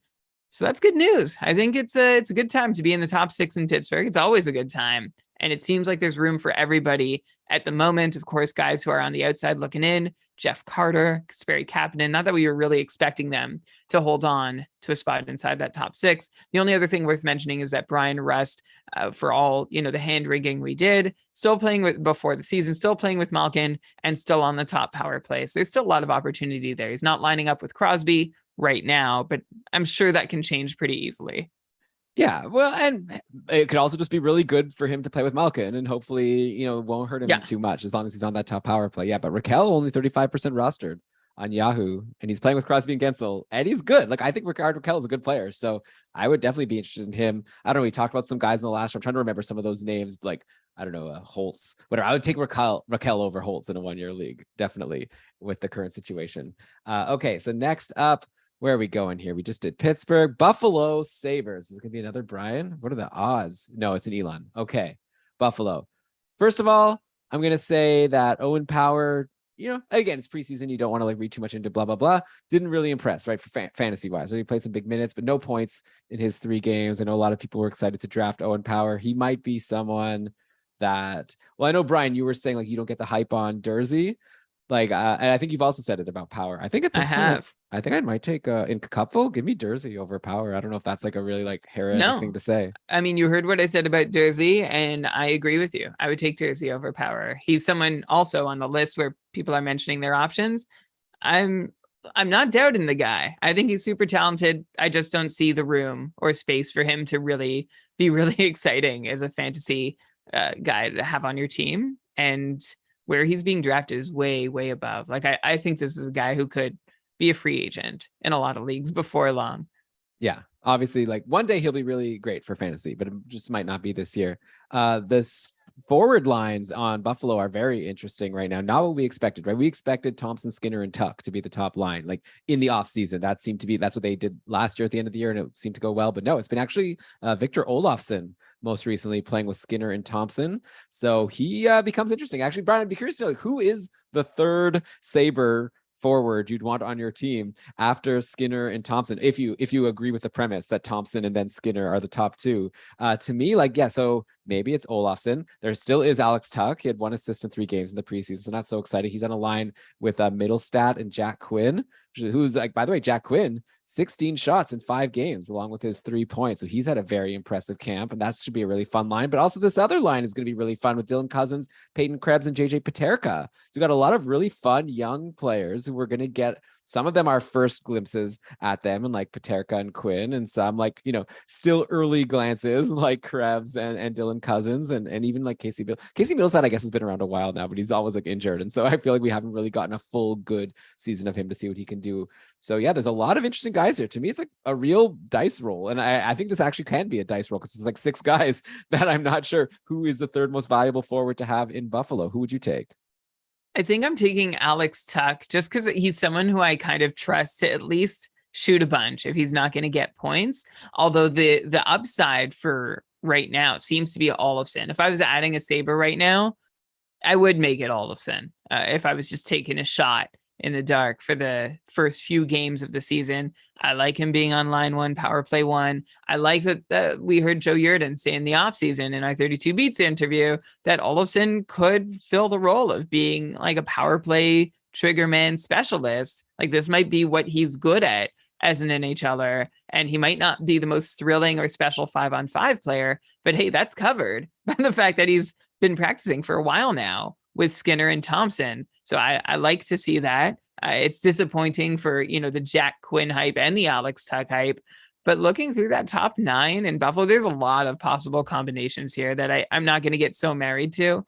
So if Olofsson falls off that top line or isn't playing top power play, I would let him fall off my roster too. Oh, yeah, for sure. Definitely. So yeah, Buffalo will be fun. Hopefully they won't be bad. I don't know if they're a playoff team yet looking at this roster, but it's a lot of really fun guys that like could be like a really exciting team in a few years if they can keep this band together and people meet their potential. Next up, let's go to the... Oh, do you want to say something? Okay. If they can meet their potential. Next up, let's go to your defending Stanley Cup champion Colorado Avalanche. And here are the latest lines with Gabriel Landeskog still out with no timeline for when he'll be back. So it's been McKinnon, Rantanen, and Arturi Lehkonen on the top line, and then Alex Newhook centering Nichushkin and Evan Rodriguez. So, and then the top power play in the latest practice, McKinnon, Rantanen, Nichushkin, Lehkonen, and Makar. So obviously McKinnon, Rantanen, Makar, not much to say about them. Nichushkin at this point, still in a good spot, second line, top power play like last year. So I expect he'll have a good year, and he's probably not available in most leagues. People seem to be really excited about Arturi Lehkonen, and for good reason, right? We're looking at top line, top power play with McKinnon and Rantanen. So I definitely agree. Like, he should be rostered everywhere. It's pretty wild that this is a guy who started last year on the Habs and wasn't getting drafted anywhere. And now he's like a top line, top power play guy in Colorado.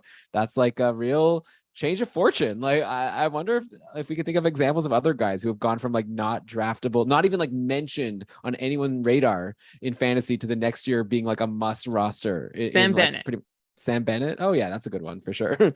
Okay. You nailed it right there. But I will throw it out there that if you're like feeling bad and like, oh, I can't believe I missed out on Lehkonen, I'm so dumb, now I'm gonna miss out on all that fun in Colorado, might be worth taking a shot on Evan Rodriguez. Because if let's go back a year. Let's say we're looking in October 2021 and we were talking about who do you think's better, Lehkonen or Evan Rodriguez. Like, Evan Rodriguez started last year on this crazy run. He was looking so amazing on Pittsburgh. And that was, of course, with Malkin out. He was playing with Crosby and Gensel. He had 15 points in his first 21 games. Then he kind of fell off by the end of the year.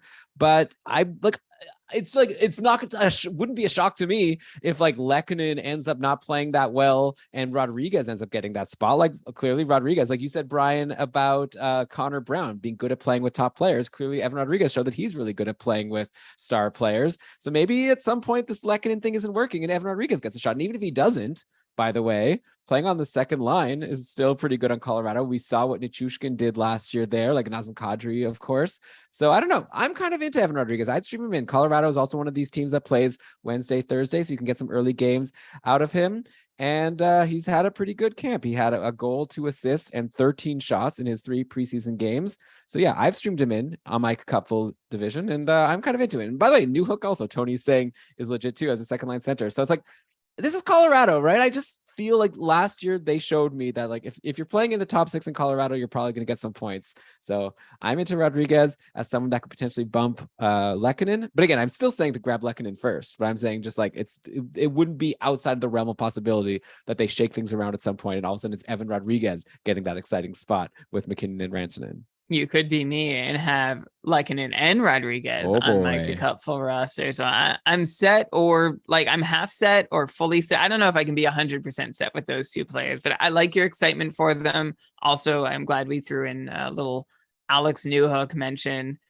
And I think that's it for Colorado. Like I don't think there's a whole lot more to say. So that's fine. Well, it was an Elon team. I'm going to take it to a divisional rival in Minnesota. It's a Brian team. Of course, the very early takeaway from Minnesota, this was happening during all of our drafts, is that Calen Addison on the top power play unit seems to be the development, which one makes certain that he is rosterable, at least for the start of the season. We always point out that we haven't seen a rosterable Minnesota power play 1 quarterback since Marek Zidlitsky all those years ago. It's funny because like he was also the last rosterable New Jersey Devils power play 1 quarterback for a while too. You're like, I don't know what he does. He like slashes the tires of power plays when he's done with them. But so that's one angle. Get Addison. The other angle is Jared Spurgeon still rosterable? Like he's going to see lots of minutes, but if he's not on the top power play, we'll see how much action he can get in on. But we saw a drop in his peripherals last season that made him really tough to roster through the year because he wasn't racking up power play 1 points either. So if he's not even on the top unit and his peripherals don't bounce back, then those such as myself who drafted him in a league or 2, you might want to look to cut bait, honestly, before too. I'm not saying do anything rash. It depends on what the free agent wire looks like, of course, but I don't think he's a must hold given that Calen Addison is now the top power play guy. I mean, I will just throw it in there that okay, he's top power play to start the year and he has a good pedigree. Like he definitely could hold the spot all year, or he can lose that job in like 2 games, right? So I definitely would give it a little bit of time to just see how he does in actual NHL action before just like saying, okay, forget Spurgeon, Addison's the guy. But is it definitely for now you want Addison just in case? Agreed. Like don't do anything preemptive here. Wait and see, but don't get caught with Jared Spurgeon snoozing on your roster. That's the alert here with Addison stepping up. Minnesota point leaders through the preseason. We've got Marco Rossi with 2 goals and 7 assists for 9 points in 7 games. And here's a name that you probably knew about Rossi, but you probably didn't know that Tyson Jost has had himself a preseason, 3 goals, 4 assists, and 7 points in 5 games, playing nearly 20 minutes a night, or I guess closer to 19. A lot of Wild had some good preseasons. Sam Steele, Matt Boldy, Ryan Hartman, Matt Zuccarello, like a mix of guys we expect and hope from, or would love to see, would be a little surprised. But this Joel Eriksson Ek, Marcus Foligno, and Tyson Jost line seems to be a thing. And I wonder if they're a line to watch. It kind of reminds me of the Backlund, Frolik, Kachuk lines in Calgary. This is back when Kachuk and these other 2 guys were still, they all got like 50 points, decent streamers for occasional points and peripherals. Maybe a more recent example is like Trevor Moore, Phil Dano, Victor Arvidsson for this Jost, Ek, Foligno line. But if Jost can hold there, I wonder if he can be kind of fantasy relevant, as relevant as Foligno and Eriksson Ek have made themselves over the last couple seasons. I'm into this Minnesota team. It's kind of like they have a lot of like reclamation projects, right? They got Tyson Jost, they've got Sam Steele, Ryan Hartman. They already, I guess, fixed him up last year after he was kind of a nobody over in Chicago. And and then also obviously these young guys like Marco Rossi, who had this amazing camp, Matt Boldy. So it's a fun mix here. They're going to be a fun team to watch and see how all these players do, including, of course, those defensemen that you brought up, Brian, in Addison and then Spurgeon, how they'll affect each other. Okay, so that's Minnesota. We've got 7 teams to go. We'll get to them in just a sec. You're listening to Keeping Karlsson. All right, we are back, Brian, and we're on the back half of part 2 of our mega episode here, going through each team and giving a fantasy take going into the season. And we're going to stop next in Columbus. And it looks like this is a team that Brian is going to be talking about. So who do you want to talk about on Columbus? I'm going to talk about their points leader in the preseason. That's Igor Chinakhov. I hope I'm saying that right. It's probably almost for sure not. It's probably Chinakhov. Yeah, that makes a lot more sense. So maybe you could start over there. You also said Rupe Hintz instead of Rope. I know, it's Rope. And you said Jesse Pugliarvi instead of Yessi. And you just sent me this morning all the Finnish players and how to pronounce them. I'm sorry. I thought you were sending it to me like we're going to nail it this year. Embarrassing. Okay. All right. Who are we talking about on Columbus? Well, I'm going to talk about the Blue Jackets preseason points leader, which is Igor Chinakhov, who is. Do you want to take it one more time and not stumble at all? Okay. All right. I'm ready.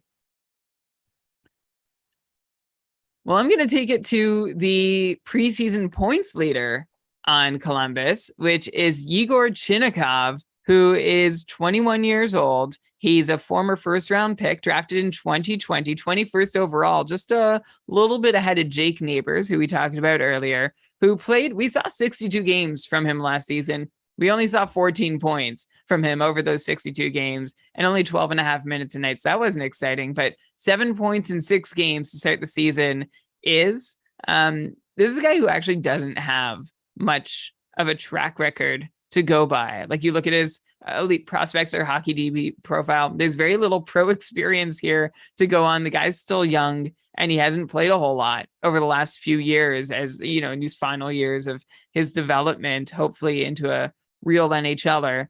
He was playing with Jack Roslovic and Jakub Voracek on what looks like the second line in Columbus to me. So maybe he's someone to keep a bit of an eye on. The other takeaways from Blue Jackets camp is Boone Jenner. Seems like obviously is holding on to that top line spot with Gaudreau and Laine. I can say obviously now, even though I wasn't saying that at all over the past month or two. And one other guy I'll mention is Nick Blankenberg. He didn't seem to have a great camp. He was working a lot with Werenski last season, putting up some nice peripherals numbers and had a couple points here or there.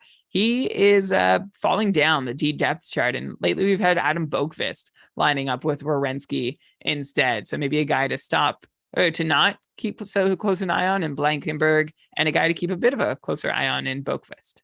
Okay, yeah, I guess the top pairing guy with Werenski is the next guy you want on Columbus. And yeah, Chinakhov, definitely very interesting. Second line with Roslovic and Voracek. I'm interested. Alex is saying he led the preseason in goals of everyone in the league. So yeah, it'll be, oh no, that's Tony who said that. What a fun chat we have, by the way. A lot of cool comments here. And yeah, Chinakhov, someone I'm definitely watching. It was a bit of a surprise. Marchenko got sent down. I thought that he was going to be a potential Calder candidate. I know Victor and I talked about him. By the way, I'm like mentioning the guys who like didn't make the team, making it sound as if Victor was wrong. Like Victor, obviously, I'm just like interested because we talked about like every single possible guy. And so obviously there's going to be a couple that end up not making the team. But yeah, obviously Victor also said that he thinks Beniers is going to win the Calder. And I definitely agree with him there. And based on the preseason, I think that's definitely looking like the front runner. Okay, so that's Columbus. They're going to be interesting this year. I wonder if they're like still really like not good, or if like this is enough, like getting Gaudreau is like enough to now make them a bit of a contender. So that'll be a fun storyline to watch. Let's go to Vegas next. And who's talking about Vegas? It's a me. Oh, I guess we've discussed, Brian. It is going to be a lot of Elon maybe for the rest of this. Vegas has been very interesting in camp, specifically who's playing with Jack Eichel. I'll tell you, it's been Riley Smith and Phil Kessel. And Riley Smith and Jack Eichel have had huge camps, both of them playing together. 8 points for Riley Smith, 7 points for Eichel. I'm really interested in Riley Smith. I don't know if he's available to you, dear listener, listening to this right now, but if he is, I'd go get him. Like, people are excited about Phil Kessel, coming from Arizona, playing on the top line. I'm sure a lot of people are like, oh, you got to grab Phil Kessel. And sure, but I'd take Riley Smith first, right? I don't know. Like, to me, it's like Kessel's interesting, but Riley Smith is very interesting to me. And it looks like he and Eichel have chemistry. I will also just say I'm really into Jack Eichel, which is probably not a hot take at this point. But I know last year he wasn't as exciting as people thought he would be. He's going to have a really big year. To me, it's like Eichel versus Jack Hughes. I'm trying to decide who I think is going to have a bigger year. And I know there's no reason to like compare them to each other, but in my head, it's like those are my two like guys who are going to really like shoot up and like have their big, like maybe 100-point seasons. So that'll be fun to watch. But yeah, if you could get a Phil Kessel or a Riley Smith for a game on Tuesday, there's only 2 games tomorrow, and Vegas plays in one of those games against LA. So if you could get one of those top liners, I'd definitely go for it. Aside from that top line, the other lines are kind of odd to me. Like it's been Stevenson with Stone and Howden, and then Marchessault with William Karlsson and Amadio. I kind of feel like someone should call Bruce Cassidy and let him know that like Howden is supposed to be the one on the third line. And it's Marchessault that's supposed to be one on the second line. I think he might have just messed that up or something. So someone just let him know it's supposed to be Marchessault, Stevenson, and Stone. And then Carlson could go with Howden and Amadio. That's what I think makes sense, right, Brian? For sure. I think what Bruce Cassidy might be trying to do here is make a top 9 out of a top 6, which is definitely possible, but it is bad news for anyone who has bought stocks in Jonathan Marchessault for sure. But that Riley Smith top line, top power play clicking with Jack Eichel in early days, that's pretty exciting. And Riley Smith doing well wouldn't come out of nowhere, right? When he came to Vegas, there that inaugural season where everyone did amazing, 73-point pace. Since then, 59-point pace, 62 points, and a very disappointing 39-point pace 2 years ago, and bumped back up to a 56-point pace last year, which was also kind of disappointing. And we didn't feel like anyone in Vegas really reached their potential that season. So a healthy Jack Eichel playing with Riley Smith from the start, getting some great power play pull, that could be really, really big. There's actually a league where I play in where I had Smith on my watch list, and I thought I would be the only one, and it's a friends league. And I was just waiting closer to the end of preseason. There's only 30 moves for the year. I didn't want to grab him too soon in case there was an injury or something else changed. And I missed him. I ended up with Rickard Rakell. Someone else did go ahead and grab him, and I'm really kicking myself for letting that happen. Rickard Rakell isn't a bad consolation prize, but I would have rathered Riley Smith on that roster. So I like the attention to him. And I'm very excited to see if he can come close to beating a 60-point pace for the third time in his career, which I think is absolutely possible. Elon, from what you've seen in preseason, let's go over to Florida and talk about what's possible there. I guess Florida's my team. Yeah. Okay, obviously. So there's so many former Sens in Florida. I just want to point out like these, like Colin White, he's like off to the side Sens, Chris Tierney, Rudolph Balcers, Anthony Duclair is a former Sen, Michael Del Zotto, plus you got Brady Tkachuk's brother, Matthew, over there, who is playing, he's practicing with Rudolph Balcers on the second line. You got Tkachuk, Balcers, and Bennett practicing on the second line, while you have Sam Reinhart on the top line with Barkov and Verhaeghe, who I really, really like. I like Verhaeghe a lot this year. I think he can just go back to doing the thing he was doing with Barkov 2 years ago, which is like a 70-point pace. And that last season was a hiccup, but not anything to be worried about. So if Verhaeghe's still out there for you, and that sounds interesting, go for it. But I guess I'm a little worried, Elon, in this setup about Matthew Tkachuk. Like if Florida stacks the top line with Sam Reinhart and Barkov, and Tkachuk doesn't play with either of them, like I was kind of counting on Matthew Tkachuk to play with one of them. If he gets none of them, I'm not sure I like that for Matthew Tkachuk. Yeah, I mean, again, it's like a new coach and a new situation, and things could change like very quickly. Maybe by the time people listen to this episode, like Matthew Tkachuk will be getting runs on that line. But I agree with you. Like if Tkachuk's going to be playing with Bennett and Balcers, who would be your pick right now to get more points? Not fantasy points, because I know Tkachuk also does a lot of other great things for you in the peripherals. But Verhaeghe versus Tkachuk, who do you think is going to get more points this year? Oh, because you're saying 70 points for Verhaeghe. That's pretty high. Yeah, I think I have to go Tkachuk, because it's been a while since Tkachuk has been below 70 points. But I did mention those days with Backlund and Frolik in Calgary, where, I mean, he hadn't broken out yet, but he was pacing, for under 60 points. Yeah, I think I can't not go Matthew Tkachuk here, but I think Verhaeghe is going to make a good case here. And worst case scenario for Tkachuk, I still think we'll be close enough to Verhaeghe that you're going to want Tkachuk.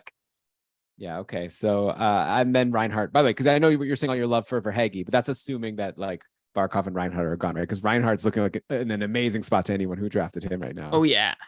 Okay. So let's go now. Oh, by the way, with Vegas, I was going to say one more thing, which is that Logan Thompson is looking really good, right? He had a really strong preseason, much better than Aiden Hill did. I know that like Thompson's the one they could probably send to the minors, I might be wrong about that even. I'm just assuming because he's younger. But like when Brossoit is back, I think that Logan Thompson will stay. Like for anyone who thought that, like I know like I just would be shocked if like Logan Thompson, who's playing better than Aiden Hill, then gets sent down for like whatever reason. Then they run a Brossoit Hill tandem. It just doesn't seem like it'll fit. So I think Logan Thompson is someone that's going to have a good season and it's worth grabbing if he's somehow still out there. But okay, we're done with Vegas. We're done with Florida. Let's go to the Tampa Bay Lightning. So staying in Florida. And that is another Brian team. Okay, so there's a lot of Brian's still to go. Yeah, well, this is it. This is my last team. You've got the last three after Tampa, okay. Who unfortunately usually come towards the end of the alphabetical order. So sorry, Lightning fans, if you thought. Actually, we've got Tampa, San Jose, and Winnipeg as three of the last four teams. So sometimes randomization doesn't quite accomplish what we're looking. Anyway, what am I saying about just Tampa? Gone backwards if you really wanted to get the... Well, then we would have had... You're right. There weren't a lot of, well, we had a V and a W in the top 7. All right. But let me just talk about Tampa here, where the big storyline has been Vladislav Nemesnikov, right? He's back in Tampa. Last seen doing well in Tampa. Did a bit of a mini tour of the league. Now is back there and looking like he's getting some looks. It looked great in preseason. 5 goals and an assist, 5 goals on 12 shots. So that's 6 points in 4 games for Nemesnikov. That looks good. Was also getting top power play time when Stamkos was not in the lineup. This first line, like Kucherov and Point seem paired by the Lightning. The 3 people we've seen play with them are Nemesnikov, Brandon Hagel, and Steven Stamkos. And I haven't seen it really stabilize in one direction or another. So I'll be watching that first Tampa game. If you're looking for an early stream, you might look at Nemesnikov or Hagel if you see them warming up on that line with Kucherov and Point. That would be exciting. And that's my preseason Tampa takeaway. It's kind of fun to see him back there. Like back in 2017-18, we spent a lot of time on Keeping Carlson talking about Nemesnikov. And maybe we'll do it again, or maybe this will be the last time. So it'll be fun to see what happens there. All right. So what did you say, Brian? We got 3 left and they're all me: San Jose, Carolina, and Winnipeg. So let's just go in order here. San Jose, 2 losses to start the season versus Nashville. You mentioned in part 1 how you like Luke Kunin better than Nino Nita, and I guess I can see why. He's been on the top line with Hertl and Meyer, who are the clear 2 top players on the team, and you definitely want anyone playing with them. And Luke Kunin is also good for hits, so that's good. He had an assist on Hertl's goal in game 1, and then he had a power play goal from the second power play in game 2. So there you go, Luke Kunin. Of course, there's some people out, like Barabanov is injured, so it's possible Barabanov comes back and bumps Luke Kunin, but like it seems like Kunin's doing okay, so why should Barabanov bump him if Kunin's doing well? Also, Eklund and Bordeleau didn't even get to play in those 2 games, which is kind of like a bummer, right? Like, what I just feel like in general, the NHL, like these 2 games, I guess it's not the NHL's fault here, but it's like, why not show off some exciting new prospects if you're doing this like overseas like game where the whole point is to give exposure to, anyways, whatever. I don't really care. But maybe at some point Eklund can get on the top line because he's obviously a really high pedigree guy himself.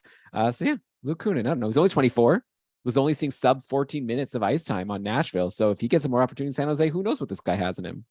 I'm curious. Luke Kunin so far has fit the profile of someone who's really good in the AHL and not very good in the NHL, at least in terms of being a producer. And he had, like you said, Elon, he hasn't really been given the opportunity. And this is when he sort of fell into because a spot was open, but he earned that spot and he's doing great in it. Kunin's AHL record, by the way, 80 points in 76 career games over parts of 3 seasons with Iowa. So that's the Wild's AHL affiliate. This is a former first round pick, 15th overall in 2016, drafted by the Wild. So I'm watching. Like I said, he's not someone I thought I would be rushing to drop him to be able to make some other roster moves. Right now, I'm not. I'm just going to hold on to him and see what he does in the next game. And if he does well, then in the next game after that. And then we'll see when Barabanov comes back, if he gets pushed out or if he's kind of made his own case for being in that spot. Because Barabanov wasn't like, guaranteed to produce or be awesome in that spot. So maybe Kunin's a better fit. Yeah, I mean, I don't know if you have to wait for the next game. I think just wait for like the line combos, right? Like if you get line combos on game day tweets that say that Kunin's back on line 3 and Barabanov's on line 1, you could probably just drop Kunin even before the next game. But like, I think as long as he's there with Hertl and Meyer, I agree. You hold on. Okay, Carolina's next. Another team that has a guy on the top line that's maybe going to be able to feast with two really strong line mates. I'm of course talking about Seth Jarvis, who's been playing on the top line and top power play all preseason with Aho and Teravainen. So Jarvis, very interesting. And unlike Luke Kunin, Seth Jarvis like also has a really high pedigree, and we've expected that he's going to be a big name in the league at some point. He had a very quiet 48-point pace in his rookie season last year. It's not as if he was terrible, like if he just gets like 10 more points, if he improves a little bit, he's a fantasy relevant guy. And I think it's very possible with this deployment. He had 3 points in 3 preseason games. So I'm definitely very interested in Seth Jarvis. And I think that he's, I must add. Yeah. If he's available in your league, go get him. Let's see. He's on the top line, top power play. I mean, what else do you want? With you. Okay. And then the second line has been Necas, Kotkaniemi, and Svechnikov. You might be nervous about Svechnikov, by the way. He's been on the second power play. Also, Andre Kasha has been on the top power play. I don't get that. I don't think it's going to last. I'm not too worried. Like, I guess we had a tweet actually just earlier today. Like, should I be worried about Svechnikov? And I guess it's like, last year Svechnikov paced for 70 something ish points. I'm just bringing it up now here. Yeah, he paced for 73 points. So if that's fine with you, then like I'm not worried. Like I think he'll be able to do that again. I'd be a little bit worried about his ability to like really break out and be like a 90-point guy like we thought he could be if he's going to be on the second power play and also on this line with Kotkaniemi and Necas. So we'll see. Obviously, a lot can change. It's a long season, but in the meantime, maybe not great news for Svechnikov, but great news for Necas. 6 points in 3 preseason games. Of course, 4 of them came in that 8-1 blowout of the Canes, where probably you just don't want to count those points. So that's why it's hard to like read too much into these preseason point totals, because some of them just come in a crazy game where the other team maybe wasn't playing any of their good players. Kotkaniemi, 4 points in 4 games, by the way. So if that's going to be the second line, all these guys in the top 6, I think, are worth a look depending on the schedule. And then one more name I'll just throw out there, Brent Burns, looking really good, right? So for all the hype, he's met it so far. 3 goals, 2 assists in his 2 games. So we'll see if he's for real all year. I think he's definitely going to do better than he did last year in San Jose, barring injury. A lot of fun storylines to follow in San Jose. I'm just going to repeat the names you mentioned. Seth Jarvis, Andre Kasha. Wait, you said San Jose. Sorry. Oh, sorry. Carolina. A lot of fun storylines to follow this year in Carolina, which hasn't really been the case. Like they've kind of been a team that's been pretty set. We know what to expect from whoever's there. But things are kind of blown wide open right now. And so I am watching all the guys. Seth Jarvis, Andre Kasha, if he does manage to stay on the top power play, Martin Necas, and Jesperi Kotkaniemi, all really interesting guys to follow. And I remember Brandon Weeb in tier 1 catching me really off guard when he drafted Kotkaniemi. And I'm like, Brandon, this is you're the first person. No one in any cupful division has drafted Kotkaniemi, who has a pretty good week 1 schedule too, playing on an off day. So that is definitely helpful. And Brandon explained that maybe this is a really great opportunity for him if he's playing with Svechnikov on the second line and Necas. Maybe this, and he's known for his defensive acumen. The comparison Brandon made was with Sean Couturier. I'm not sure if the whole thing tracks, but he got me interested. I'm watching. Sure. Yeah. I'll also mention for a deep cut on Carolina, if you need D, I think Brady Shea is pretty decent. Like nothing crazy, but he had 6 and 7 shots in his final 2 preseason games. Last year, he had a slow start, but also like we gave him some mentions on keeping Carlson. A lot of like, will Brady Shea keep this up? And a lot of probably not. And then he ended up not really keeping it up like after like, a couple big games here and there. But at the end of the day, he plays pretty significant minutes and he seems to be a big shot taker. So I wouldn't be shocked to see him end up as like a 40 to 45-ish point defenseman. So, in the same category as like a Sean Durzi for me. If you want like that final defenseman on your team in a league, especially if it counts shots, then he's someone a little bit on my radar. So, okay, let's end now in Winnipeg. And the Lions with new coach Rick Bowness have had one big significant difference from any line before with Paul Maurice. And it's what is it? So it's not the even strength lines, but on the power play, Nick Ehlers has been playing on the top power play. Oh, who could have thought of this as an idea that might work to maybe not put Paul Stastny or whoever else Winnipeg? Well, like, okay, I'm actually trying to guess now. Like if it was still Paul Maurice as the coach there, the top power play would for sure be, let's see, it would be Connor, Scheifele, Dubois, and Wheeler probably, but he'd probably also, then if one of them got injured, then he'd throw on Mason like, Appleton, bring him in, or Adam Lowry. Yeah, exactly. But no, like doing the smart thing, Ehlers is there. That makes me really excited. It's actually making me also really regretful that I didn't go for Ehlers and just pay whatever I needed to in the couple tier 1 auction, because I'm really excited for him. If you could somehow get him now before he pops off, like in a trade, I don't know. Do what you can, because I think he's going to have a really huge year now that Blake Wheeler is down on the second power play. And of course, things can change. But I think that Ehlers is going to earn that spot and hold it and just have a huge year. Also a top line, right? So we're talking top line, top power play Ehlers. He's generally been like line 2 power play 2. So it's a huge change and it's going to be huge for him. So I don't know how fantasy relevant that is for most people, because Ehlers is probably not available. If you can trade for him, it's going to be huge. If you want someone that might be available to you that you want to look at, the second line has been Wheeler, Dubois, and Cole Perfetti. Okay. So there's a rookie or a young prospect that's on the second line, and there's really like no one that's going to bump him. Like you look at the rest of this roster and there's like just no names that jump out at me. So I think Perfetti would really have to blow it to lose that spot. So he had 4 points in 5 games in the preseason. So he's someone that I think is going to be getting some mentions on our show throughout the year. Definitely. And it was worth his mention today. Cole Perfetti with 16 shots over 5 games. We liked what Alex Holtz had done with his shot taking in preseason. I like that too. Kyle Connor, by the way, I don't know if you mentioned Elon, just blew the doors off preseason. 8 points in 3 games, 10 shots, 4 goals. Fantastic to see Kyle Connor getting off on the right foot. And then I guess the only other guy I'll mention is Josh Morrissey, who's off to a great start points-wise. 4 points in 3 games. So way to get 2 of them coming on the power play. Way to go, Josh Morrissey. Of course, in very Josh Morrissey fashion, he has one single shot in those 3 games, which is the same. I was going to say Neil Pionk has 4 shots in 4 games, but I was looking at Pionk earlier, like as we approached preseason and through preseason, thinking maybe maybe he can reclaim some of his value as like a valuable free agent pickup.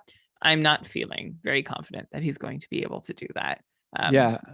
You said in the auction, I think when he got picked, I think you were like, I like Neil Pionk. And I remember thinking to myself, but why? And so because he's been good before. And one time. Yeah. Well, it's hard to sometimes get over these guys who had like 1 or 2 good years. Yeah. But yeah, he'll have to definitely show me something before I'll be interested in him again. Like he's drafted and rostered in tier 1, of course, because you talked about him. But like even if he got dropped right now, I wouldn't be like putting in a waiver claim. I would just leave him there, and then if he does well, obviously he'd be. Or if Winnipeg has a good schedule, I'd stream him in and hope that he does well. But yeah, definitely not a huge name. Kind of like a Matt Dumba at this point, like someone who used to be good, who used to like think he's going to be a big deal, and now at this point it's like I think we might know what I we like have in that this comp. guy. Thank you. Okay, well, I like a lot of things you said, and I hope that the listeners did as well. This has been a really fun 2-part episode going through every single team in the league. Brian, we did it. We're at the end. So at this point, I guess we can wrap up by just saying, enjoy the NHL season, everyone. This is going to be a lot of fun. We've got games coming starting on Tuesday. No games on Sunday. That's kind of annoying. We're just starting. We started, then breaks, then we're going to have some games, then we're going to have a break again, but then we're really going to get into full force, and it's going to be a lot of fun. And yeah, like I've said before, please subscribe to Keeping Carlson so you can stay up to date to everything we're going to throw at you. We're going to have a couple short shifts coming at you during this week, and then another mega show on Sunday. I may or may not be there. I'm thinking probably not, because my wife is very likely going to be giving birth to our first kid this week. So Brian, wish me luck there, and I'll wish you first kid. Well, I don't know. What do you say? So I feel like whenever you say you're having a kid, they're like, oh, is it your first? So I thought I'd just like give more information in the one sentence rather than, anyway, just to say, good luck to you and whoever else is my replacement for this week. And I'm sure it's going to be an amazing show. And I'll definitely be, tweeting like whatever I'll be chatting with you about all the guys on my radar by the end of the week. So you'll know that it's still an episode where you're getting the guys that I want to hear about from our mystery guests here. But yeah, this has been a blast. And so, yeah, please subscribe if you will be so kind, and hopefully we'll be kind to you by giving you great content to make it worth your subscription. Also, we have a Patreon for people who want to support the show. First of all, it's like a nice thing to do if you like the podcast, right? We're going to name a bunch of perks we give you, but just off the bat, throw $5 a month at us and we give you, all these episodes. So if you think that's worth it, that's something. But also we give a lot to our patrons, and the patrons give a lot to us. It's like your kids, right, Brian? It's like, it's actually them who like have taught me. And yeah, we have a Discord community for our patrons where we just have so much fun chatting about everything going on. Like people ask advice questions. We have a cool like threads system where it's really easy for someone to ask a question and not get it buried, because you have your own thread just for your question. And then Brian and I always answer like every question. It's really fun. And then also some other perks for being a patron is you get our monthly patron casts.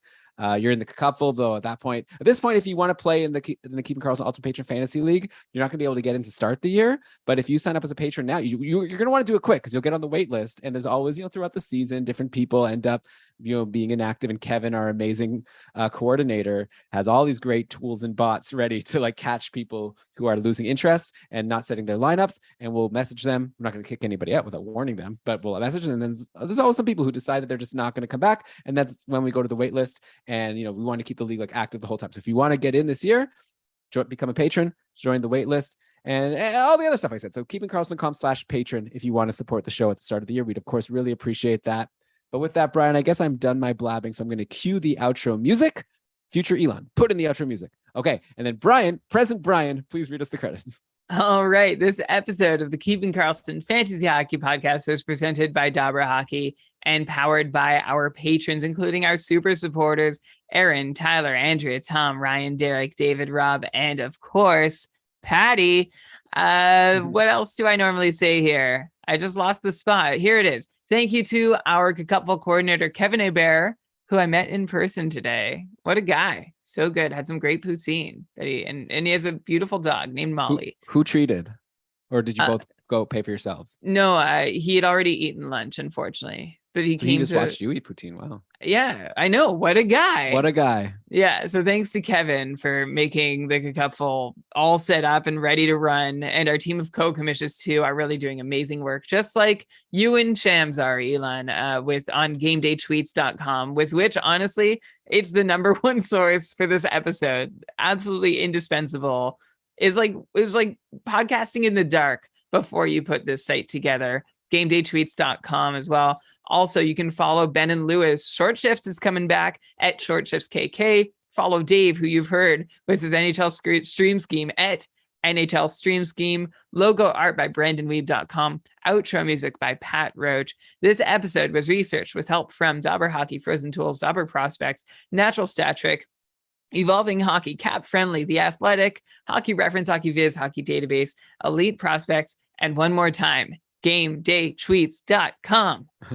Thanks a lot, Brian. This was so much fun.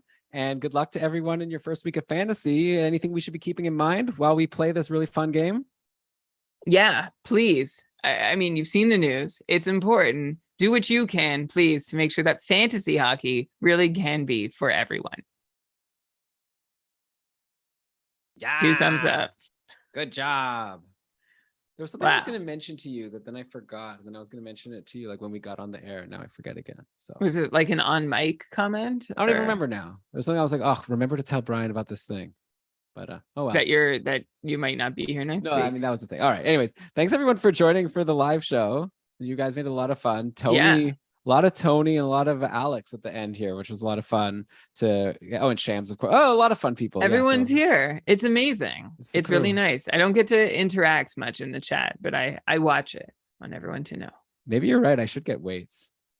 I think it's actually a pretty good idea. I should also I should work out just so that I like look better when I'm doing this. It would be cool if I had like muscles showing. Alex already thinks you're jacked. I mean, come on. Alex needs higher standards, but okay. Elon, you're turning red. Alex. Okay. Let's do this. Let's get out of here. Thanks again, everyone. Thanks, everyone. Yeah, just like I said, got more coming to you. Not all on YouTube. By the way, if you listen on YouTube, we'd also appreciate you still subscribe to the podcast and download it, just because that's how we get our credit from our bosses over at Blue Wire. They're not our bosses. They're kind of our bosses. They don't like tell us what to do. Because we're doing so well. They don't want to micromanage. What if one day they were like, guys, where are all the downloads? And we were like, oh, they're all on YouTube. They'd be like, well, cut that crap out. I feel like it's not a very Yeah. Okay. Maybe they're bosses for other podcasts. Because those podcasts are struggling, It's a compliment to us that they're stay at arm's length. I don't know. We signed a contract with them. What are they to us? I guess they're our partners. Yeah, that's it. I like to say they're our bosses, so then people will be nice and subscribe to the show, because it's like, I don't want my boss to get mad at me. So help me so that my boss won't get mad at me. It's like more of a plea. Yeah. Anyway. All right. See you. Yeah. Brendan's asking in the chat, can we just stay here and hang out? Go for it. I can't. No, I can't either. But like, Like, I think that does the chat stay? Whatever. See, let us know what happens. Yeah. If not, go to the Discord. You can go hang out there. And But Tony, right. I just screenshotted your nice comment about Dave. Someone came at him on Twitter today, but he mentioned that they follow him in his response. So I think anyway, I appreciate the kind words. And Dave, I mean, Dave was being Dave doesn't funny. care. Like, well, yeah, Dave's like literally in the stream scheme at some point, he was like, I forget who it was. Like, oh, like Adam Boakfist. Like, I don't know why I'm picking Adam Boakfist. He stinks, but I gotta pick someone. So I'm picking Adam Boakfist. I was like, so it's like, I can understand why people are like, what is this? But it's like, you have to get to know him. It's like, it's good. And trust me, Adam Boakfist is now going to pop off. Dave just has like that magic touch with these streamers. I should also have definitely mentioned, like Brandon's asking if like to hang out. We are hanging out infinitely, like with hundreds of people who love fantasy hockey on our Discord server. Patreon.com/keepingkarlson if you want to get it. It's a great deal. Yeah, if you want. A lovely, kind, moderated, safe community. Come on in. All right. Oh, Andrew's here. Hi. Okay, I'm gonna go. See you, everybody. All right.